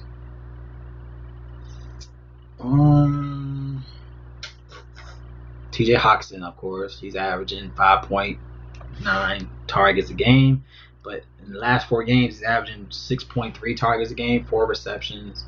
It's still a good play for Hawkinson. He's 5,100. I mean, 5,100. He needs to give you at least 18, 19 fantasy points.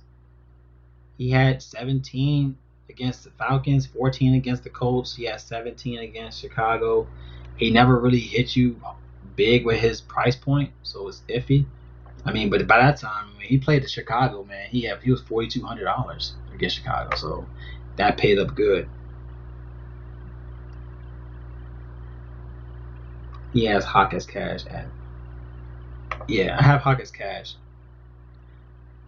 To me, is cash only because of the fact of his price tag. I'm trying to find other values here. Darren Waller, 5,800. He's averaging 8.5 targets a game. Good night. Darren Waller's. He's basically a receiver. Low-owned cash plays, and if you didn't have them, it didn't hurt or help you. Tight end touchdowns a bonus, but can be different makers. So tough, but it's tough to predict. You're actually correct. That's what I'm saying. Tight ends is to the point where I'd rather look for value at tight ends than to go big on tight ends. You know what I'm saying? Like if you go big and they crash, then that hurts your line. You know what I'm saying? But if you get a value play to where it's more of a low risk, high reward, in my opinion, it's more of a low risk, high reward. For if you look for value for tight ends, because if you're just looking for them to get minimum of their price, but they go off, then you win. That's a win-win situation, Darren Waller, man, 5,800. He's basically a receiver for the Raiders. 5,800, but but see, that's a perfect example for Waller. Like he's been doing well all season, then played Cleveland, and I told people about that win situation at Cleveland, and he gave you 8 fantasy points at 5,600. You hope to get. He had given you 15 at least. He had 5 receptions, but no touchdowns, and that what I'm saying, like that would have hurt your line if you had a 5,800 player that gave you 8 points. That's what I'm trying to say, y'all. Like If you need to also look into the point where tight end, like, but Darren Waller is a good play. Like, he's a receiver. He's still a receiver. I won't have Hawk in cash. I will go Waller again in cash if I had the money. Waller is obviously a cash play. I just don't see upside with Waller against the Chargers, especially against the Chargers. Like, Chargers, he only gave you 7.5 fantasy points in the last 2 games against the Chargers last year. But he's going to be higher on. You know what I'm saying? Like, he's one of the higher on tight ends in this slate. So yeah, Darren Waller, like I said, yeah, he's 5,800 cash play, but I will not have him in my lines. Hayden Hurst, 4,100 for Hayden Hurst. I don't think I talked about him, so let's look at him.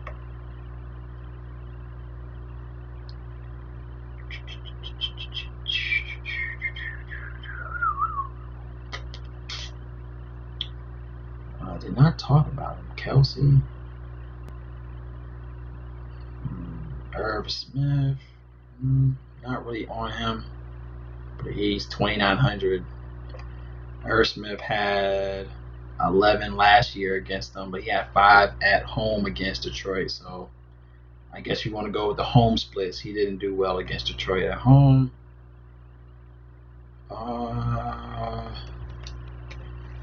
Who am I trying to look for tight ends? Am I looking for Hayden Hurst?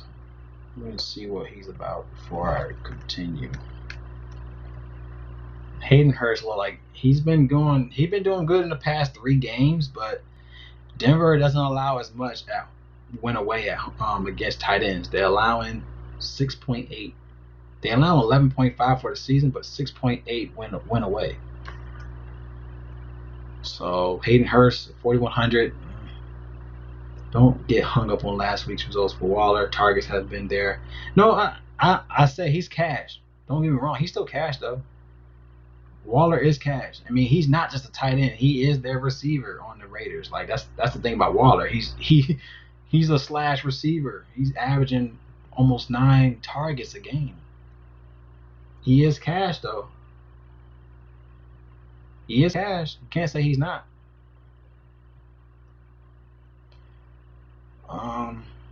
Yeah, he's cash play. I think that's it, man. I think I'm good for. Let me see, position plays. We talked about Hawk. Okay, we talked about Waller, cash. Font, Hawkinson, cash. Eifert, Graham, Doyle. The only plays I like here. I like O'Shaughnessy. If he goes off, he goes off. He's gonna be my semi-popular.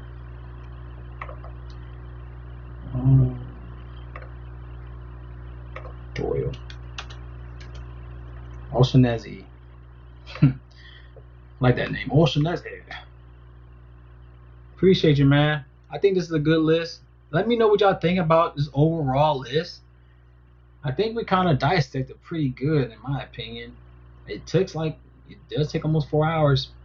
I think all my live videos usually hit by about 4 hours, but that's how it is sometimes, y'all. Like, I have to dissect it. That's the only way I could really. And what's funny is that once I do these videos, I make my lineup so fast because I'm already looking at who I want. You know what I'm saying? Like, once I already dissect everything, I already see what I want, and it doesn't take long to make lineups after this. Only if I get any issues with any injury news. But other than that, I make lineups pretty fast after these videos. I kind of already know my GPP plays, know my cash plays.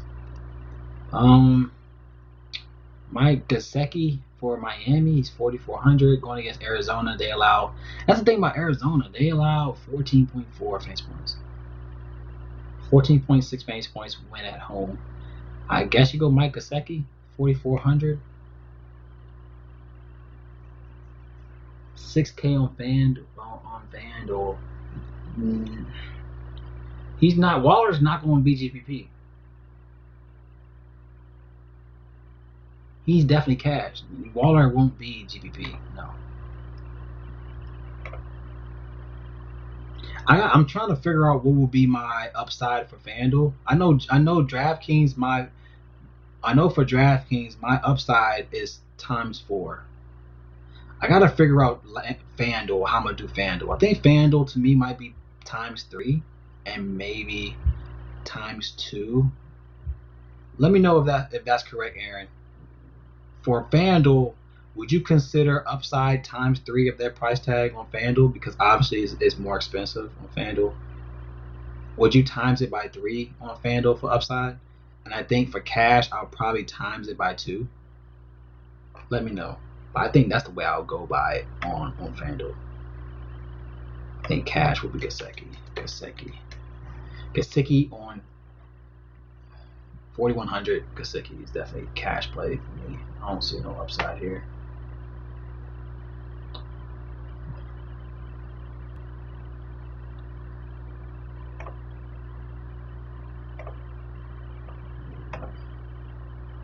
All right, cool. Yeah, I think I'll say that. I will say ×3 for upside on FanDuel, ×2 on Draft, ×2 for cash on FanDuel, ×3 preferably 4, but obviously ×3 on FanDuel. I'll say ×3 on FanDuel for upside, ×2 for cash for FanDuel. I'll say that. Yeah, the price is usually more money on FanDuel, but you have to try to keep it simple. You know what I'm saying? I'm trying to keep it simple to where, try to make a line. If you want GPP, try to make a line with players that can give you ×4 value on DraftKings. FanDuel, find a lineup that can give you ×3 per person, and just think about it that way. You know what I'm saying? And then do it like that.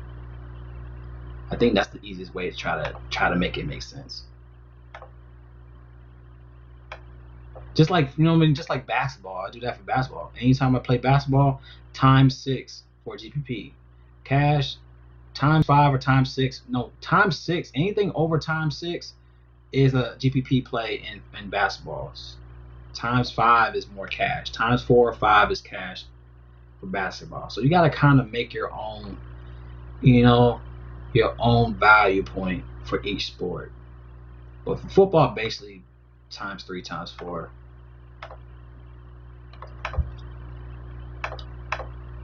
All right, let's get to defense. Make it simple for defense. Obviously, Steelers against Dallas is your money point. 4,900. 4,900.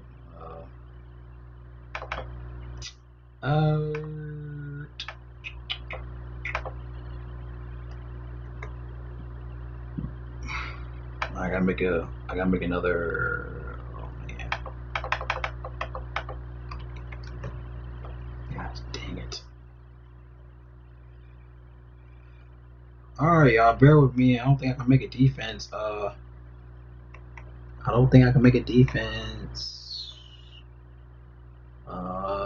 Hope I can. Okay. I think I can. Ooh.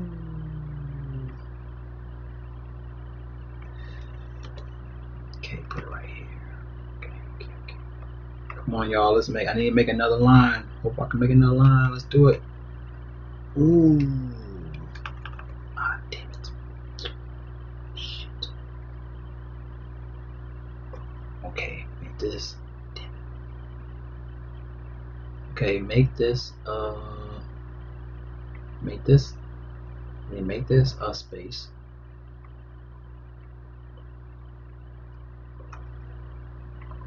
Okay, make that a space. Boom. Okay. Let's cut that. And then make this over here concentrating and shit, trying to make this work. Guys. Okay. I got it. Okay. Make that defense. Boom. Alright, there we go. Cash for defense obviously would be Steelers. Rightfully so.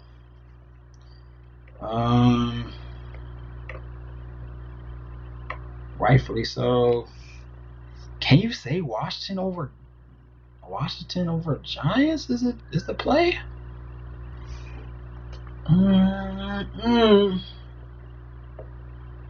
I would say Giants over the Skins.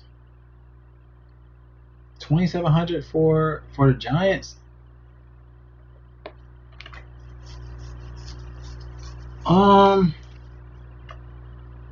I would say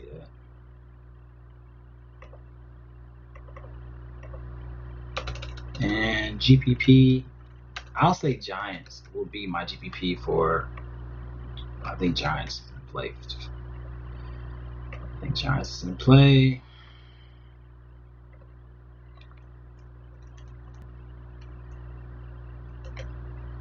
Whoops. Didn't you put those lines in there? I want to make these lines. Yeah. Make it look cool. Try to make it look cool. I'm trying to, man. I'm trying to make these stacks, man. I'm trying, bro. Like I don't have an enter button to make these stacks. Let me do this. Let's pray if I could do this. I need to make another text box. Okay, another text box. I'm gonna list it as fave stacks. But I can't make it. What the fuck you call it? I can't. I don't have. Let me put it right here. I don't have a enter button, so let me just put it right here. Just put the abbreviations next to it. So what I'm gonna do is I'm gonna put an abbreviation next to it so y'all can see it. Let me make it this color. Nice blue color. Okay. So favorite stacks. Gonna go. Denver. Chicago. Detroit.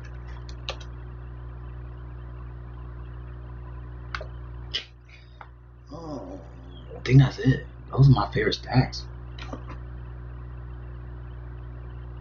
Oh, Buffalo. So I would say GPP, Denver and Chicago. Cash will be Detroit, Buffalo.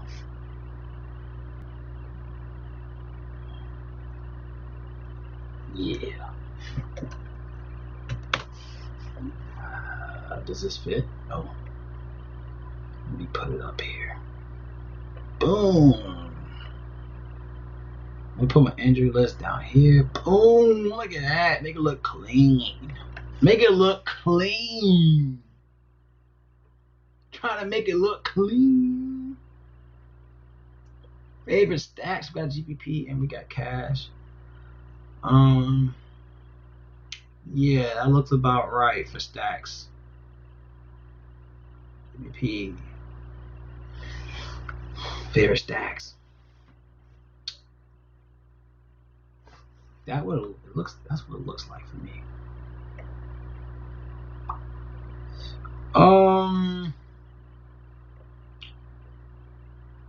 Let me look at the defense. We got Chargers over Raiders.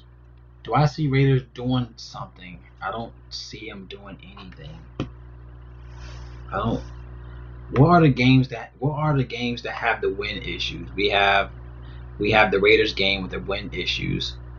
We have the Chiefs game with the win issues. We have the Chargers. Chargers could be a good play. for 3K. And they're at home. Falcons over Denver. Dolphins. Dolphins been balling, y'all. Don't get that twisted. Dolphins 23, 15, and 12 in the last 3 games, and they're 2,800. They're in a tougher play, but we never talked about Arizona in this video. Sometimes I'll be looking at that too. The players that the teams I don't really talk about, the defense could be in play. Like, we didn't even talk about the Cardinals.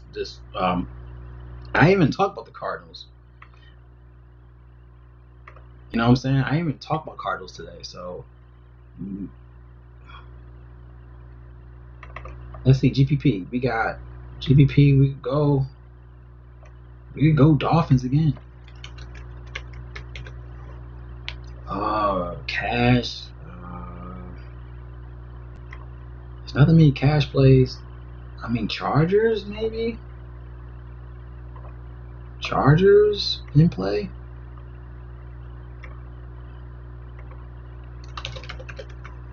Chargers. Chiefs. I think Chiefs is in play. I think I could switch out Chargers for Chiefs. I don't really think people talk about the Chargers like that. No, I know Chiefs. Yeah, Chiefs. Knowing that it's gonna be a windy game, I think it's gonna give problems to Carolina. But then again, it's definitely gonna be a cash play though.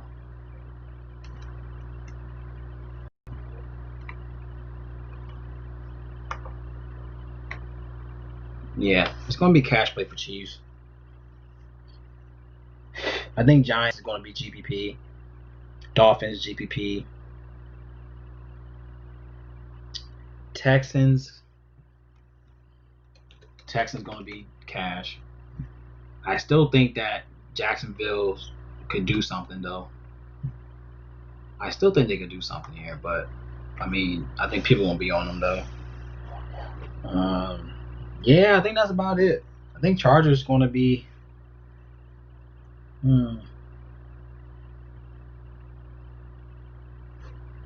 I think Chargers is gonna be GPP. I think they could do something here, but those are the plays, man. What y'all think? Let me know. Let me know what y'all think about all these plays. I think I like these plays. I think it broke down pretty good. I think I broke it down pretty good. That's my opinion. But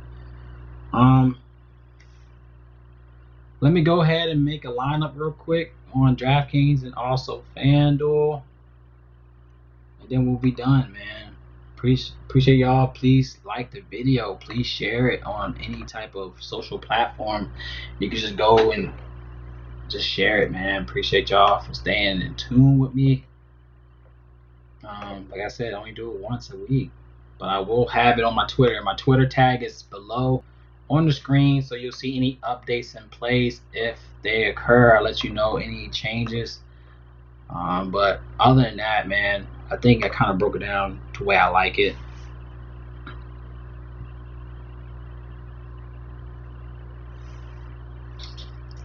Okay, let me go ahead and make this screen bigger so y'all can see it. Alright. Window capture. There we go. Boom. Let me go ahead and can I move my fucking camera though? Can I move my camera? Can I move my camera?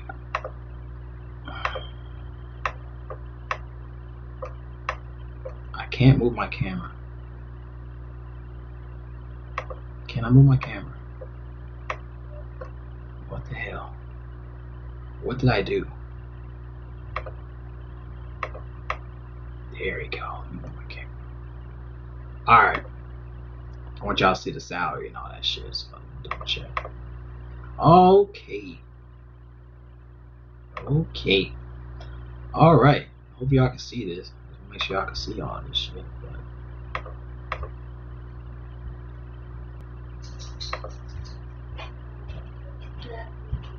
Alright. Let's get into these real quick. Going to nice little GP. Let's do Nick Foles. Justin Jackson. Do I want Justin Jackson? We talked about Melvin Gordon. I like Justin Jackson, man. 4,900. I like him a lot.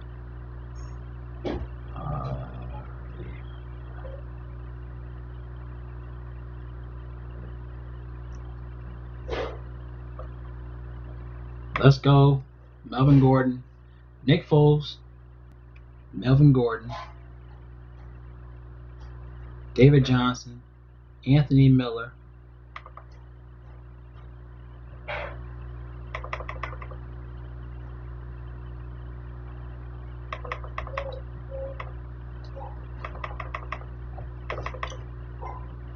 Justin Jefferson.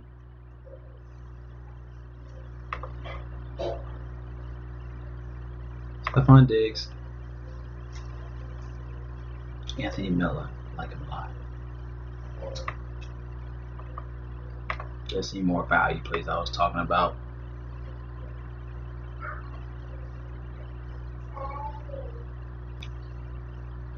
Marvin Hall for 3,800 is too cheap. Dirt cheap. I might have to change Nick Foles. Well, let's go ahead and keep going. Nick Foles, Melvin Gordon, David Johnson, Marvin Hall, Justin Jefferson, Stephon Diggs.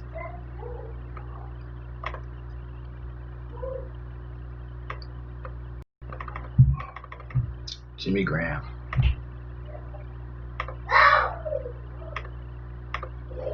I like Pittsburgh a lot. I like Chiefs. I mean, you gotta go Pittsburgh. If I want to just be safe, I guess let's go Pittsburgh for right now. Darnell Mooney. I mean, I could change it up. I mean, it's 46,300 right now. I mean, I could go up. I mean, I could go Josh Allen with this line. I got Josh Allen, Melvin Gordon, David Johnson, Marvin Hall, Justin Jefferson, Stephon Diggs, Grammy. Steelers D. One thing you want to also do is leave money on the table. Y'all, like, it's okay to leave money on the table because that will make your lineup that more unique. Keep that in mind. Now, if I want to change Mooney and I want to go Clyde, because like I said before, I like due to the fact of the wind situation, a lot of wind, Clyde could be in and he could ball out. I mean, that's all my money, but I could save that line. We talked about Stafford.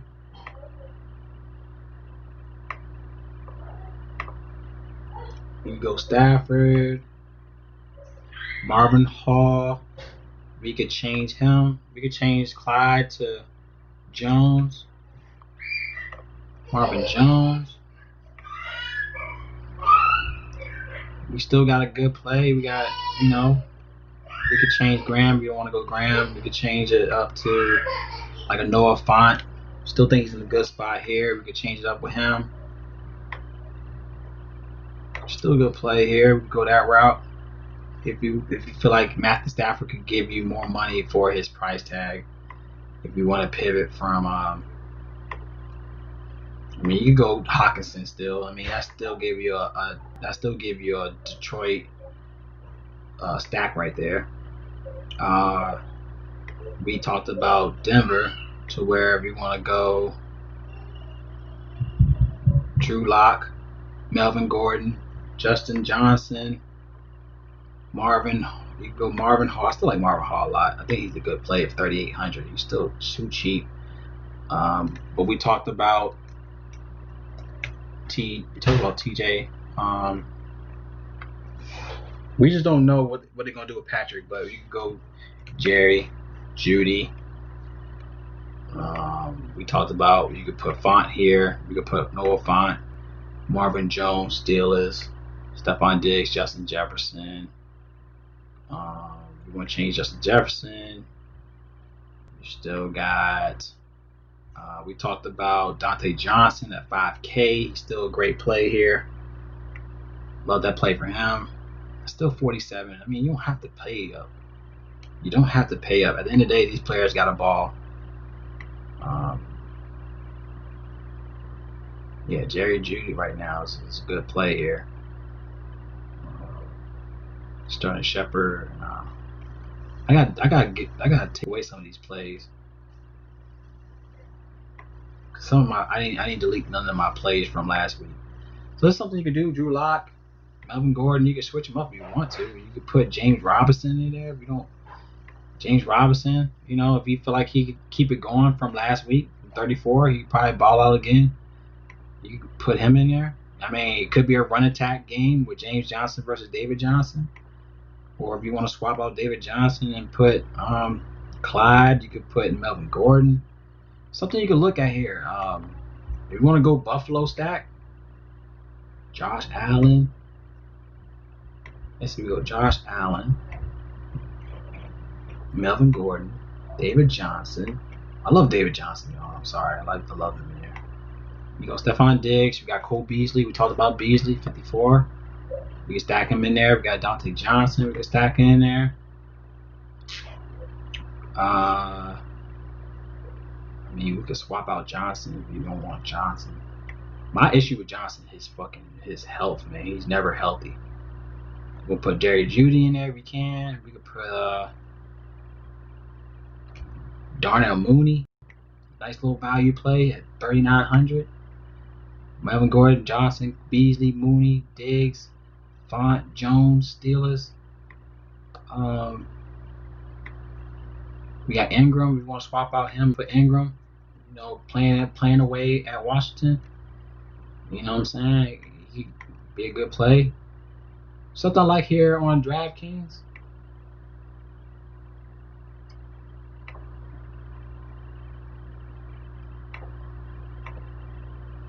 Let's see, FanDuel.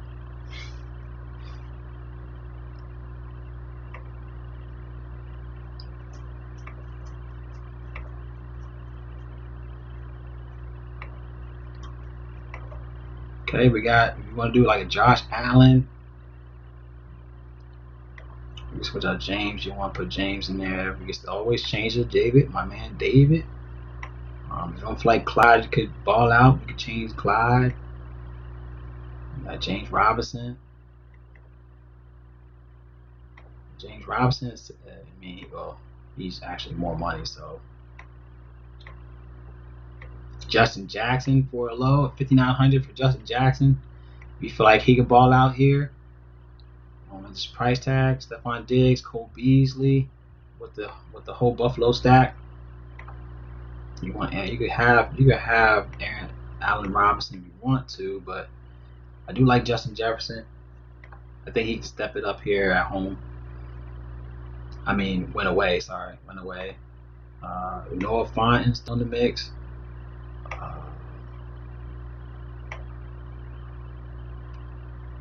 Still got James Robinson if you want to plug him in there. You want to plug him in there, you can. 58,700, still not bad.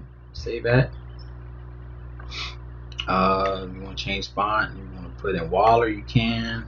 You can put Ingram if you want to. Jimmy Graham if you want to. Change it up a little bit. James Robinson, you can change him up.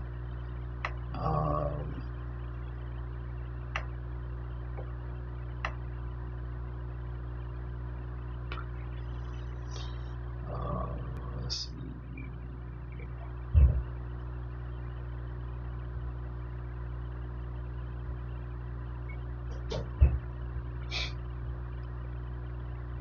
If you want to put like Chicago, you can put Chicago in there. Do a Chicago line. You can put Chicago in there. Mix it up with Buffalo in there. You still got Mooney. You can put Mooney in there. 5,500 for Mooney, still not bad. But Cole Beasley for 200 or less, still not bad. You want to change it up. You want to switch it out and put Nick Foles. Still not bad. I mean, you still have money if you want to put in. If you feel like you want to put Cook in again, you can still put Cook in. He's still cheap. I mean, you have money to do it. 9,300, you still do it if you want to. There you go. Boom. Nick Foles, David Johnson, Dalvin Cook, Diggs, Mooney, Jefferson, Graham, Allen Robinson, Steelers. You could do that. That's just if you want to do Cook. I don't want to do. I mean, you don't have to do them, but you want to sprinkle some lines with them. Go ahead. Not. I mean, you can. You can.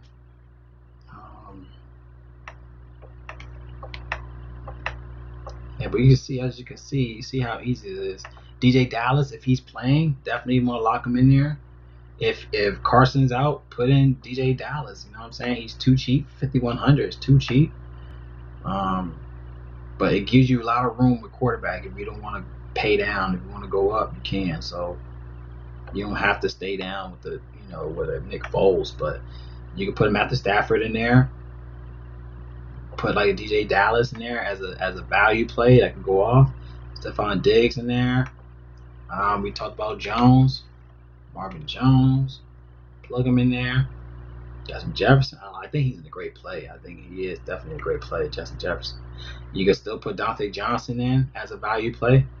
I mean, he's 6K, but I could see him give you 18 on FanDuel. Talked about Hall. Marvin Hall for 4,600 is too cheap. All he needs is 12 on FanDuel, and it gives you so many options after that. Like, you can go crazy with that. You want to put Hawkinson, go ahead. I really don't feel like you have to play Hawkinson, but especially the guys we talked about, you could put like Trey Burton in there for 55. Like I said, you still have enough money for like a Cook. You still put Cook in if you feel like Cook is a good play, put him in there. You know what I'm saying? Clyde Edwards, 7K, he could ball out this game, especially with the wind issue. Put him in there. You know what I'm saying? Like, and that's almost 4K on the line. Like, I could take off 4K. You know what I'm saying? Like I said, it's all about the guy performing good. You know what I'm saying? At the end of the day, if the guy overperforms, go ahead. If you want to put Melvin Gordon, if DJ can't, if he's not playing, put in Melvin Gordon. That's still almost 3K plus. What was it, $3,300?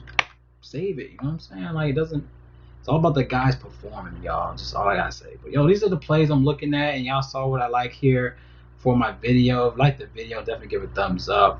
I appreciate y'all staying with the chat. Love y'all, man. Thank y'all, Aaron, legendary. My guy, Cody, appreciate you staying on. MJ, appreciate you. Myron, appreciate you. Y'all, I'm out of here, y'all.